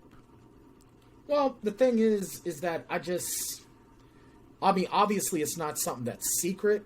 Yeah. But it's not something that I go and tell. Oh, hey, by the way, I'm a Freemason. Hey, did I tell you I'm a Freemason? Oh, hey, guys! Freemason. No, I don't do all that. It's just, it's no different than someone being an elk or, whatever. So, and plus, I love the infinity. I love that infinity look. I love it because it's just never ending. And my change is never ending. It's never going to end. This is who I am now. There's some conspiracy theories out there against the Freemasons. I'm sure you hear them all the time. Yep, and I just ignore them because it's just all based on stuff that people don't know what they're talking about. Well, I mean, that's fun. That's kind of what I learned from. When I started out working for the local county for the government. They call it local government. I was prosecuting tickets and doing things like that, JP, the low-level baby lawyer stuff, and then I worked up and I got to where I was doing the civil stuff for the county, and then and I was advising the commissioner's court, and so the commissioner's court is kind of the governing body of the county, and so I would see what happens in court, and then I would read the papers or the news articles or the social media accounts, and all these conspiracy theories that it's like there's a kernel of truth there that's just blown completely out of proportion. It doesn't have anything to do with reality or anything that what happened. And so many of those things, that's all they are. I mean, I saw someone post something that says, "Oh, well, this, that, blah, blah, blah, blah, blah." It's like, yeah, just okay, whatever. Bottom line is that, like, because I heard someone say, "Oh, well, Freemasons believe in devil worship." Pretty sure I'm not a Satan worshiper. I'm pretty sure I'd know if I were a Satan worshiper.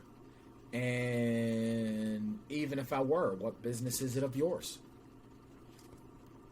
I mean, really, at the end of the day, there's a lot of people I really think that they would be much better suited if they don't know to just stop. Well, keeping your mouth shut don't cost nothing. I think if I were part of the group with Shriners, that's a Freemason, right? Yeah. That's the partying group. I think I'd be in the Shriners. That's kind of the partying group. That's the ones that ride the motorcycle, the mini bikes, and wear the funny hats, you know. I'll tell you what, the funny thing is what a lot of people don't realize is that Freemasonry is really, really involved in our society in many, many, many, many positive ways. I mean, I'm not really going to get super into. I'm still new to it, but there's a lot of positives that are done. People don't realize it. And, I mean, I got into it looking for enlightenment, looking to do better and be better. So, yeah. I won't push you any more on that. I know part of the code is the specifics. The way I understand it is that you are a Freemason, and your deeds are not secretive, but the rituals and what y'all do in the temple and that kind of thing has been passed down through the oral tradition, and those things are secrets. Because I had talked about joining at one point, and had people approach me. As soon as you say you're thinking about it, then people, they come to you and they start talking to you about it. But I never did go through with it, and so I know a little bit about it, but so I won't press you on. I can't talk about anything that we do in Lodge, but no, my deeds are not secret, and I even if I weren't a Mason, I walk with my shoulders back, my head held high, because look, I like to think of myself as a good person. I try to love everyone. I try to be there for everyone, and I try to do the right thing. I try to speak with intelligence, but also to be a little bit entertaining as well. And I just try to overall be a good person. That's what I do. And I just happen to also be a Master Mason. That's awesome, man. Well, congratulations. Thank you very much. I appreciate it. All right, let's see. What else do we need to talk about? We've touched on where you're going, what you've done, where you've been. Anything? Well, what advice could you give to people who are starting out on their journey, just starting out, and they're still in that dark place, and they're looking for a way out? What advice do you give to those people? It ain't easy, but you're worth it. Don't be afraid to establish boundaries and stand up for yourself. Because the one thing you're going to realize is that as you start to feel better and you start to lose weight, even while you're going through the process, you're going to have people that are going to be naysayers. They're going to poo-poo on you. They're going to try to trip you up. You don't have to put up with that shit. You don't. Your weight loss journey ain't about them. It's about you and what you're doing for you. And sound like the dog's in the house. Yeah, she's been acting a butthole lately. I think she's trying to get at the cats. And she loves just charging in there. I'm wondering why she ain't eating her food, because she knocks down the baby gate to their room to eat their food, and then I'm wondering why she ain't eating her food. But no, you don't have to put up with anybody's crap. You don't. You're worth it. This is your journey. You're worth it. And I'll keep telling you, you're worth it. You don't have to put up with anybody's crap. You do not have to let yourself be put down. You're worth it. You're going to probably be cutting people out of your life. And that's okay, because you're worth it. If there is someone that is not being conducive to your weight loss goals, if they're putting you down, if they're making you feel a kind of way that isn't good for you, they're not worth having around. And I don't care who they are. Stand up for yourself, because you're worth it.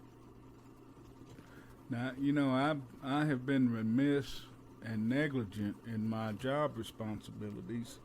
Whatever happened to the 2021 Positively Unstoppable Challenge? I won. I'm the grand champion. I was named the grand champion. And I'll tell you the truth. My words to Dallas when he said it were, "You're effing with me. Quit effing with me. Don't mess with me." And he goes, "Yeah, you're right. I'm messing with you." I'm like, "Yeah, that sounds about right." No, I'm serious. What? Oh my God. But much more than that, like I said, I gained a family. Maria, Stephanie, Brian Gray, Pat Sims, Jeremy Landry, and their spouses. We became a family. Candy even, we're a family. They like I said, we check in with each other. We look after each other. I won more from that. I won more being in that challenge. And I've always said, Bryan don't win at things. Bryan don't win at things. Bryan won a lot. Bryan won a lot. I just happened to get a groovy belt out of the deal. Yeah, you have it there with you? Yeah, it's here in the other room. I'm actually getting ready to mount it on the wall in my workout space. I was either going to mount it in here in my office or mount it in my workout space because so I'm still really deciding on that. Go get it. Go get it. Show it to him. Hold on. All right, give me a second. Give me a second now. Right. Oh, Lordy.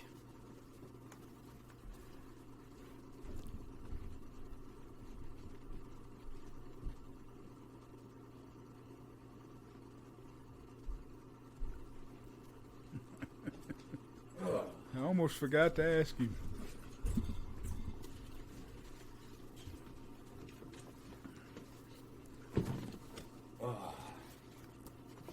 Here we go. There it is. Bryan Tann. Bryan Tann. You got the Grand hands. champion. That's right. Diamond cutter. Positively unstoppable. Now, That's right. And, Maria showed me. The one thing that I really love, if you look at the back here, the Team Relentless. That's what we call ourselves, Team Relentless. We got that on there as well. And as a matter of fact, don't worry, I'm not strip teasing. You got the Team Relentless tattoo. That's right. That's right. I hadn't seen that before. Yeah, I just got that a couple of weeks ago. Oh, man, that's cool. That is cool. Yeah, so, man, I've gained a lot. I lost 170 pounds, and I gained so much more. So tell me who else. Tell me a little bit about the other stories on Team Relentless. You named them real quick, but you didn't talk much about them. Yeah, Maria Bacala, she was one of the champions, and she and I lost almost the same amount of weight, and she's teaching kids. She's an assistant principal. She's teaching kids, and she's showing these kids. Those kids got to go on her journey with her. They got to see that anything's possible. I mean, Stephanie Kelly, another one of the champions, she, so much positivity and just like bright light and joy out of her. And, her kid got to see her journey and how, her kid now sees that anything is possible. Brian Gray, who's only about 4 hours away, he's celebrating the Cincinnati Bengals going to the Super Bowl for the first time in over 30 years. But, his kids, they have not gone since like 1990, I think. Well, since the Icky Shuffle? They hadn't been there since the Icky Shuffle? Icky Woods. Since the Icky Shuffle, And Boomer Esiason. But, and, his kids got to see him change his life and own it. Jeremy Landry, who, man, that guy's story is so amazing. Clean and sober and just living life, living large, doing amazing. And then Pat Sims, I mean, and can't say enough about, my Team Relentless family, man.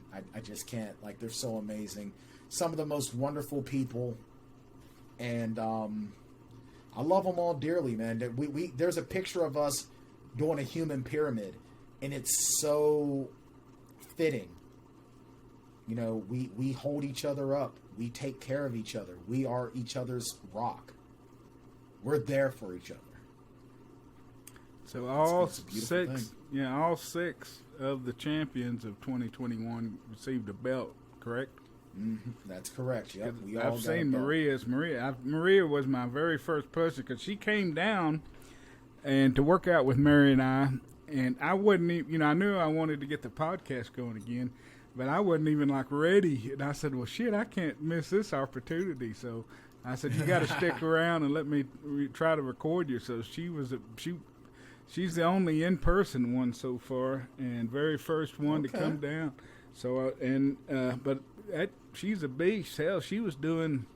I got pictures of her doing Black Crow and doing the Bird of Paradise. Do you know which one the Bird of Paradise is? No, I'm not if you squat down and Black Crow, but the Bird of Paradise is like you squat drop all the way down into catcher, and you reach through between your legs, and you reach one arm behind your back, and you grip your hands between your legs. It's wrap and burn between your legs. I can do that. I can do that. But the Bird of Paradise part is then you stand up on your back leg. I can't do that. And take the leg that you wrapped and burn and bring it straight up. So you see. I don't think I've done that one. I haven't done that one. That's the Bird of Paradise. Not yet, but I will. You will, yeah. I will. To be able to balance and then, pull your leg up into a split. Dude, Maria is rugged, dude. Maria, and she does that with, like, her knees off and on, acting out. Dude, Maria's a beast, man. She's a beast master. Yeah, I enjoyed talking to her. I encourage you to check out her podcast. She's number one, and she came down, and it's live.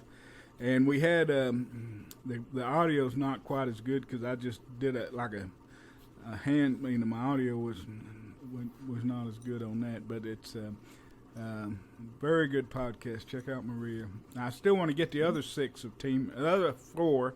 I still like 4 of Team Relentless. So what do you win if you win, or you're in the top 6 or whatever whatever they decide this year group? What do you win to win Positively Unstoppable Challenge? Well, you get a trip down to Atlanta. You get a workout with Dallas and go to the Christmas party, which is awesome. But then you also there's a drawing, and I think this year the grand prize is $250,000, and you pick a book, and you pick from a bookcase, and you pick the right book, and you win the grand prize. As far as the actual, I think the top place getter gets, I think it's 25 guaranteed, and I can't remember what the others get. Step down, but yeah, I'm not 100% sure. And only the winner gets to draw a chance at the draw at the book. Correct. Only the top place getter gets to draw the book. Now, did you have they shown your drawing yet? Have they released that video of you doing the drawing? So you're not supposed to tell people who won or who hadn't. If you won, no, they already announced who's won. But that's already out. Have they announced whether you're a millionaire or a? No. Well, that's something I don't talk about anyway. Okay. I wouldn't tell anybody if I did. All right. That's all I can say is that my kid had a fun Christmas. We had a good Christmas, and my wedding is paid for. That's the most I'll tell anybody. Anything else? That's about all there is to it. There's some things even I won't discuss. That's good. That's good. And I know that Maria can beat you in golf. Well, she did help me learn how to drive a golf ball. So I can't get bent out of shape about that. Steve, you and Jeremy Landry will probably get a little bit grumpy about it, but it's all good. From the Top Golf. Dude, Top Golf. Dude, there's actually a game on the Oculus, a golf game on the Oculus that I bought specifically because they have a Top Golf option on there. Really? So, yeah. So you've got an Oculus? Yeah, my father-in-law bought each of his kids' household an Oculus. And so that's the VR headset. VR headset. How is it? I like it. I think it's really, really fun. It's very immersive. Do you get nauseous? I did once. With one game, I got nauseous. I played Resident Evil 4, and I got really, really nauseous. But I've been fine ever since. So do all games come VR equipped for the Oculus, or do you have to get certain? If it's on the Oculus, then it's equipped for the Oculus. Like all the games that are on there are specifically for that. So they actually come on the headset. Well, you got to buy them. You buy them as you go. It's kind of like, think of it like buying games for your phone. It's just that, it's not just mobile games. It's all other kinds of stuff too. Like they even got a Walking Dead game on there that I can't wait to try. So what's the gun? What do you shoot? I guess they've got the little controller. The little hand trigger things. You can use those as guns. They also have an actual gun thing as well, but I mean it's not really necessary because part of the regular controller's configuration has a trigger on it. How much are the Oculus? It depends. There's one version that's $300. There's another one that's $400. So it's like buying a game like an Xbox or... It's cheaper than an Xbox. Both of them are cheaper than an Xbox. But yeah. It's like buying another system. Yeah. But it's pretty sweet. I love it. I like it. I mean, I don't have a ton of time to play it because, I got so many other things going on, but, So can you watch movies and things like that? Yep. You can watch Netflix on it. You can watch stuff on it. Is it more immersive? But it's kind of like watching it in a movie theater. Which is like, you know what? I can just watch it on my TV. It's cool. I'm fine. I've always heard people talk about porn videos on those things. Do they get porn? I ain't seen that. You ain't confessing? Hey, if I did, I'd tell you. But I ain't experienced it. Yeah. But to be fair, I ain't really searching it neither. I ain't really searching for it either. It ain't that big of a deal to me. They say that on that that it'd probably be like watching it at a movie theater. Drives some of the tech industry. Yeah, it wouldn't surprise me. Sex sells. Yeah. Sex is the oldest profession on planet Earth. And when so many other professions are gone, it'll still be there. Yeah. Do you ever see the George Carlin kind of take on that? It's pretty funny. I've heard it. Yeah, dude. George Carlin. Like, a matter of fact, some nights I sleep to his audiobook, and it just puts me so at ease. But I mean, hey, you know what? That's cool. It's cool too. Look, everybody makes their living one way or another. Ain't nobody to judge it. Yeah, that's right. Do what you do. As long as what you do don't cause anybody else any hurt, harm, or danger, I say do it. All right, man. I think I'm running out of questions. Let me look at my notes, see if there's anything I want to touch on. Is there anything you want to talk about that I hadn't touched on? No, I think we touched on an awful lot. Tell us about your podcast. You said you got 2 podcasts. One of them was the movies, and the other one was a sports show. Film review podcast. That's the Plotaholics podcast. You can go to plotaholics.com or anywhere that you find podcasts. Just search the Plotaholics. We also have a YouTube channel, youtube.com/Plotaholics, where we're uploading some of our old episodes in the video format on there, but we also have other content as well that's exclusive to YouTube. I do a TV show review series on there called Tan Talks. My co-host Shane Wilson has his things on there as well, including Shane Wilson's drunk reviews, which are absolutely hilarious. I also do a sports talk podcast called the Tandemonium Sports Show, just part of the Vendetta Sports Media podcasting network. You can find that on vendettasportsmedia.com. The Tan Talks airs live every Tuesday evening, 6:30 p.m. Eastern Standard Time on Twitch. Just go to twitch.tv/Vendetta Sports Media. All right. How long's your sports show? About an hour and a half. We talk, some the big stories that are out at this point. We'll be talking tomorrow. We'll be talking the championship, the conference championship games, and anything and everything else. Is Brady retiring? That's what some of the news reports are saying, but nothing has come out officially out of Tampa Bay. So somebody either jumped the gun or it's just wishful thinking. We'll see. When he went and won a Super Bowl his first year at Tampa Bay, I think he cemented his degree or his resume as the GOAT when he did that. I try not to be a hater, but you know what? I appreciate what he's done, and I leave it at that. I'm not the biggest Tom Brady fan, but it is what it is. It's cool though. You know what? You can't deny what the man has done, and you just can't. I think my cousin told me he's got more NFL Super Bowl rings than any franchise. Yeah, sounds about right. Sounds about right. That's pretty funny. He needs to just retire and be done. I've had enough of him. Yeah, you had enough of Brady.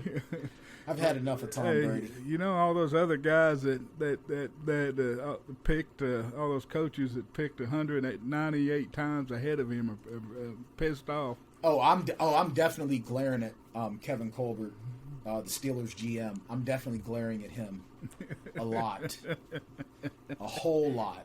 It's like, man, you could have had Tom Brady. Yeah. Instead, y'all went with Tommy Maddox. Tommy Maddox.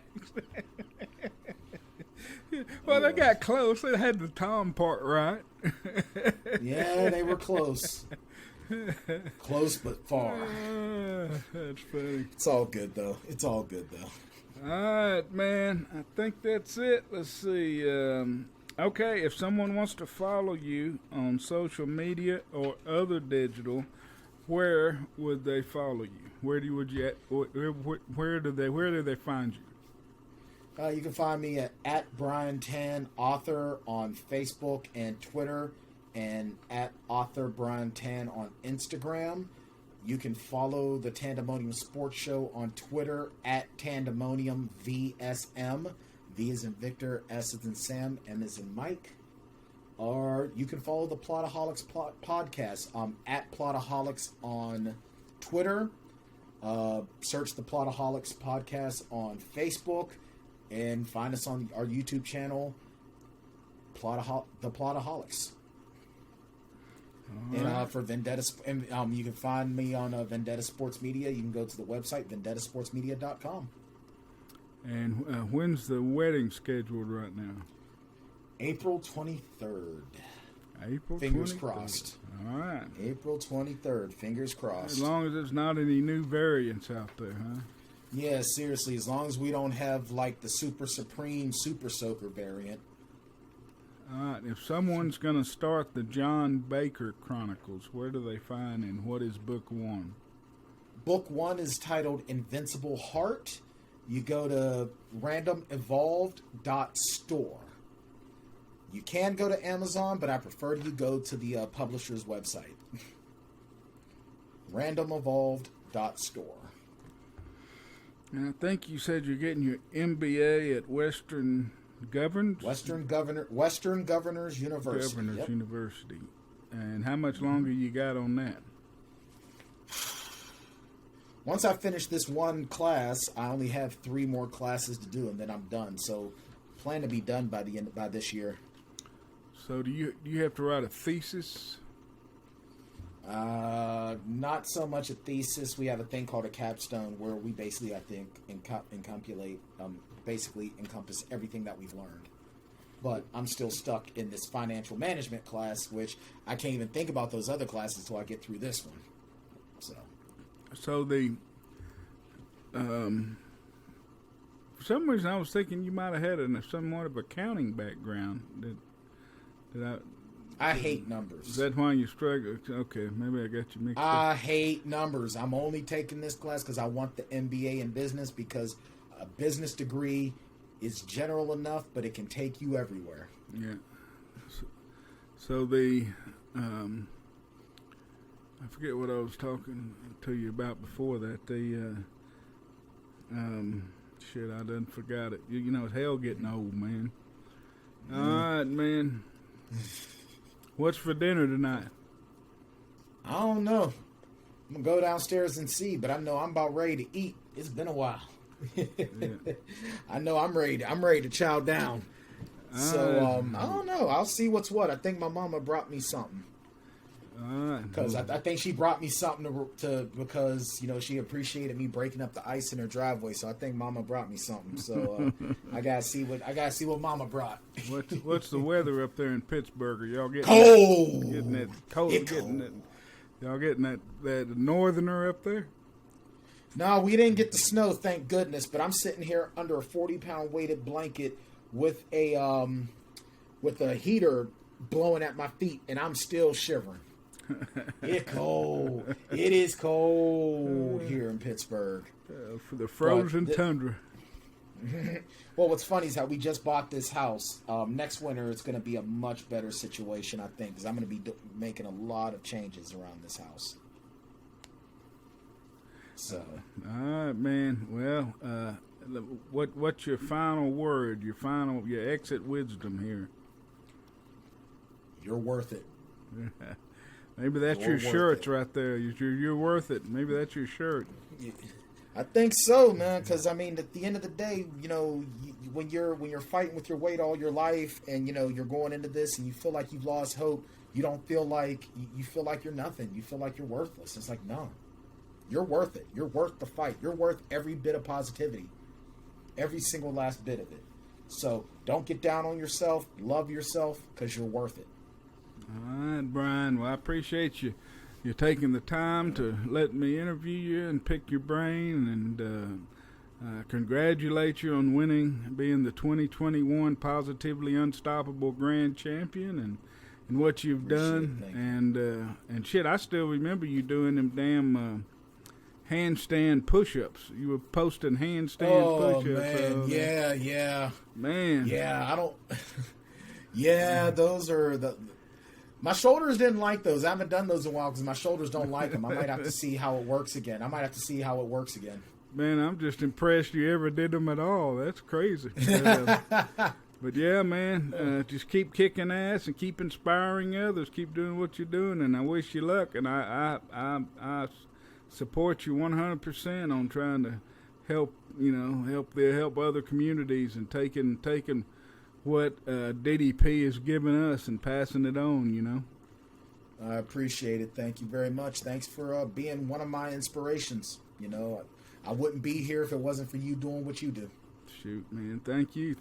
And hopefully I'll see you again at the Christmas party.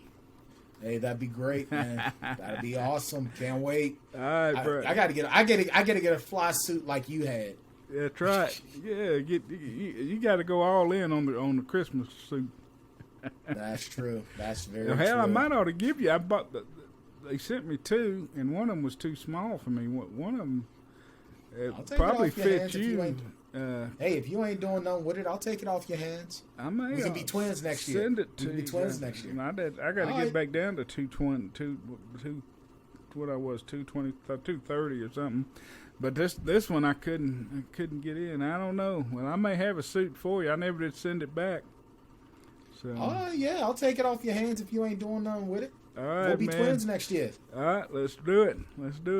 All right, we'll do it. All right, Bryan, have a good evening. All right, man. You too. Take care now. All right, see you. Take care. Thank you for listening to the podcast today. I'm your host, Vance Hines of Transform with Vance, where transformations begin every day. Please take a moment, if you will, if you like the podcast, to subscribe and follow, and you can find us on social media as well, either under Vance Hines or Transform with Vance. Please tune in and subscribe to our feed. You'll be able to hear lots of transformation stories. I'm in search of interviewing as many transformations as I can find. So if you have a transformation that you would like to have someone interview and have and appear on the podcast, just send me the name and number, message me, and I'll reach out to them and try to get them here. But no matter what, a better life begins on the mat. Get on the mat and start your transformation today. Thank you.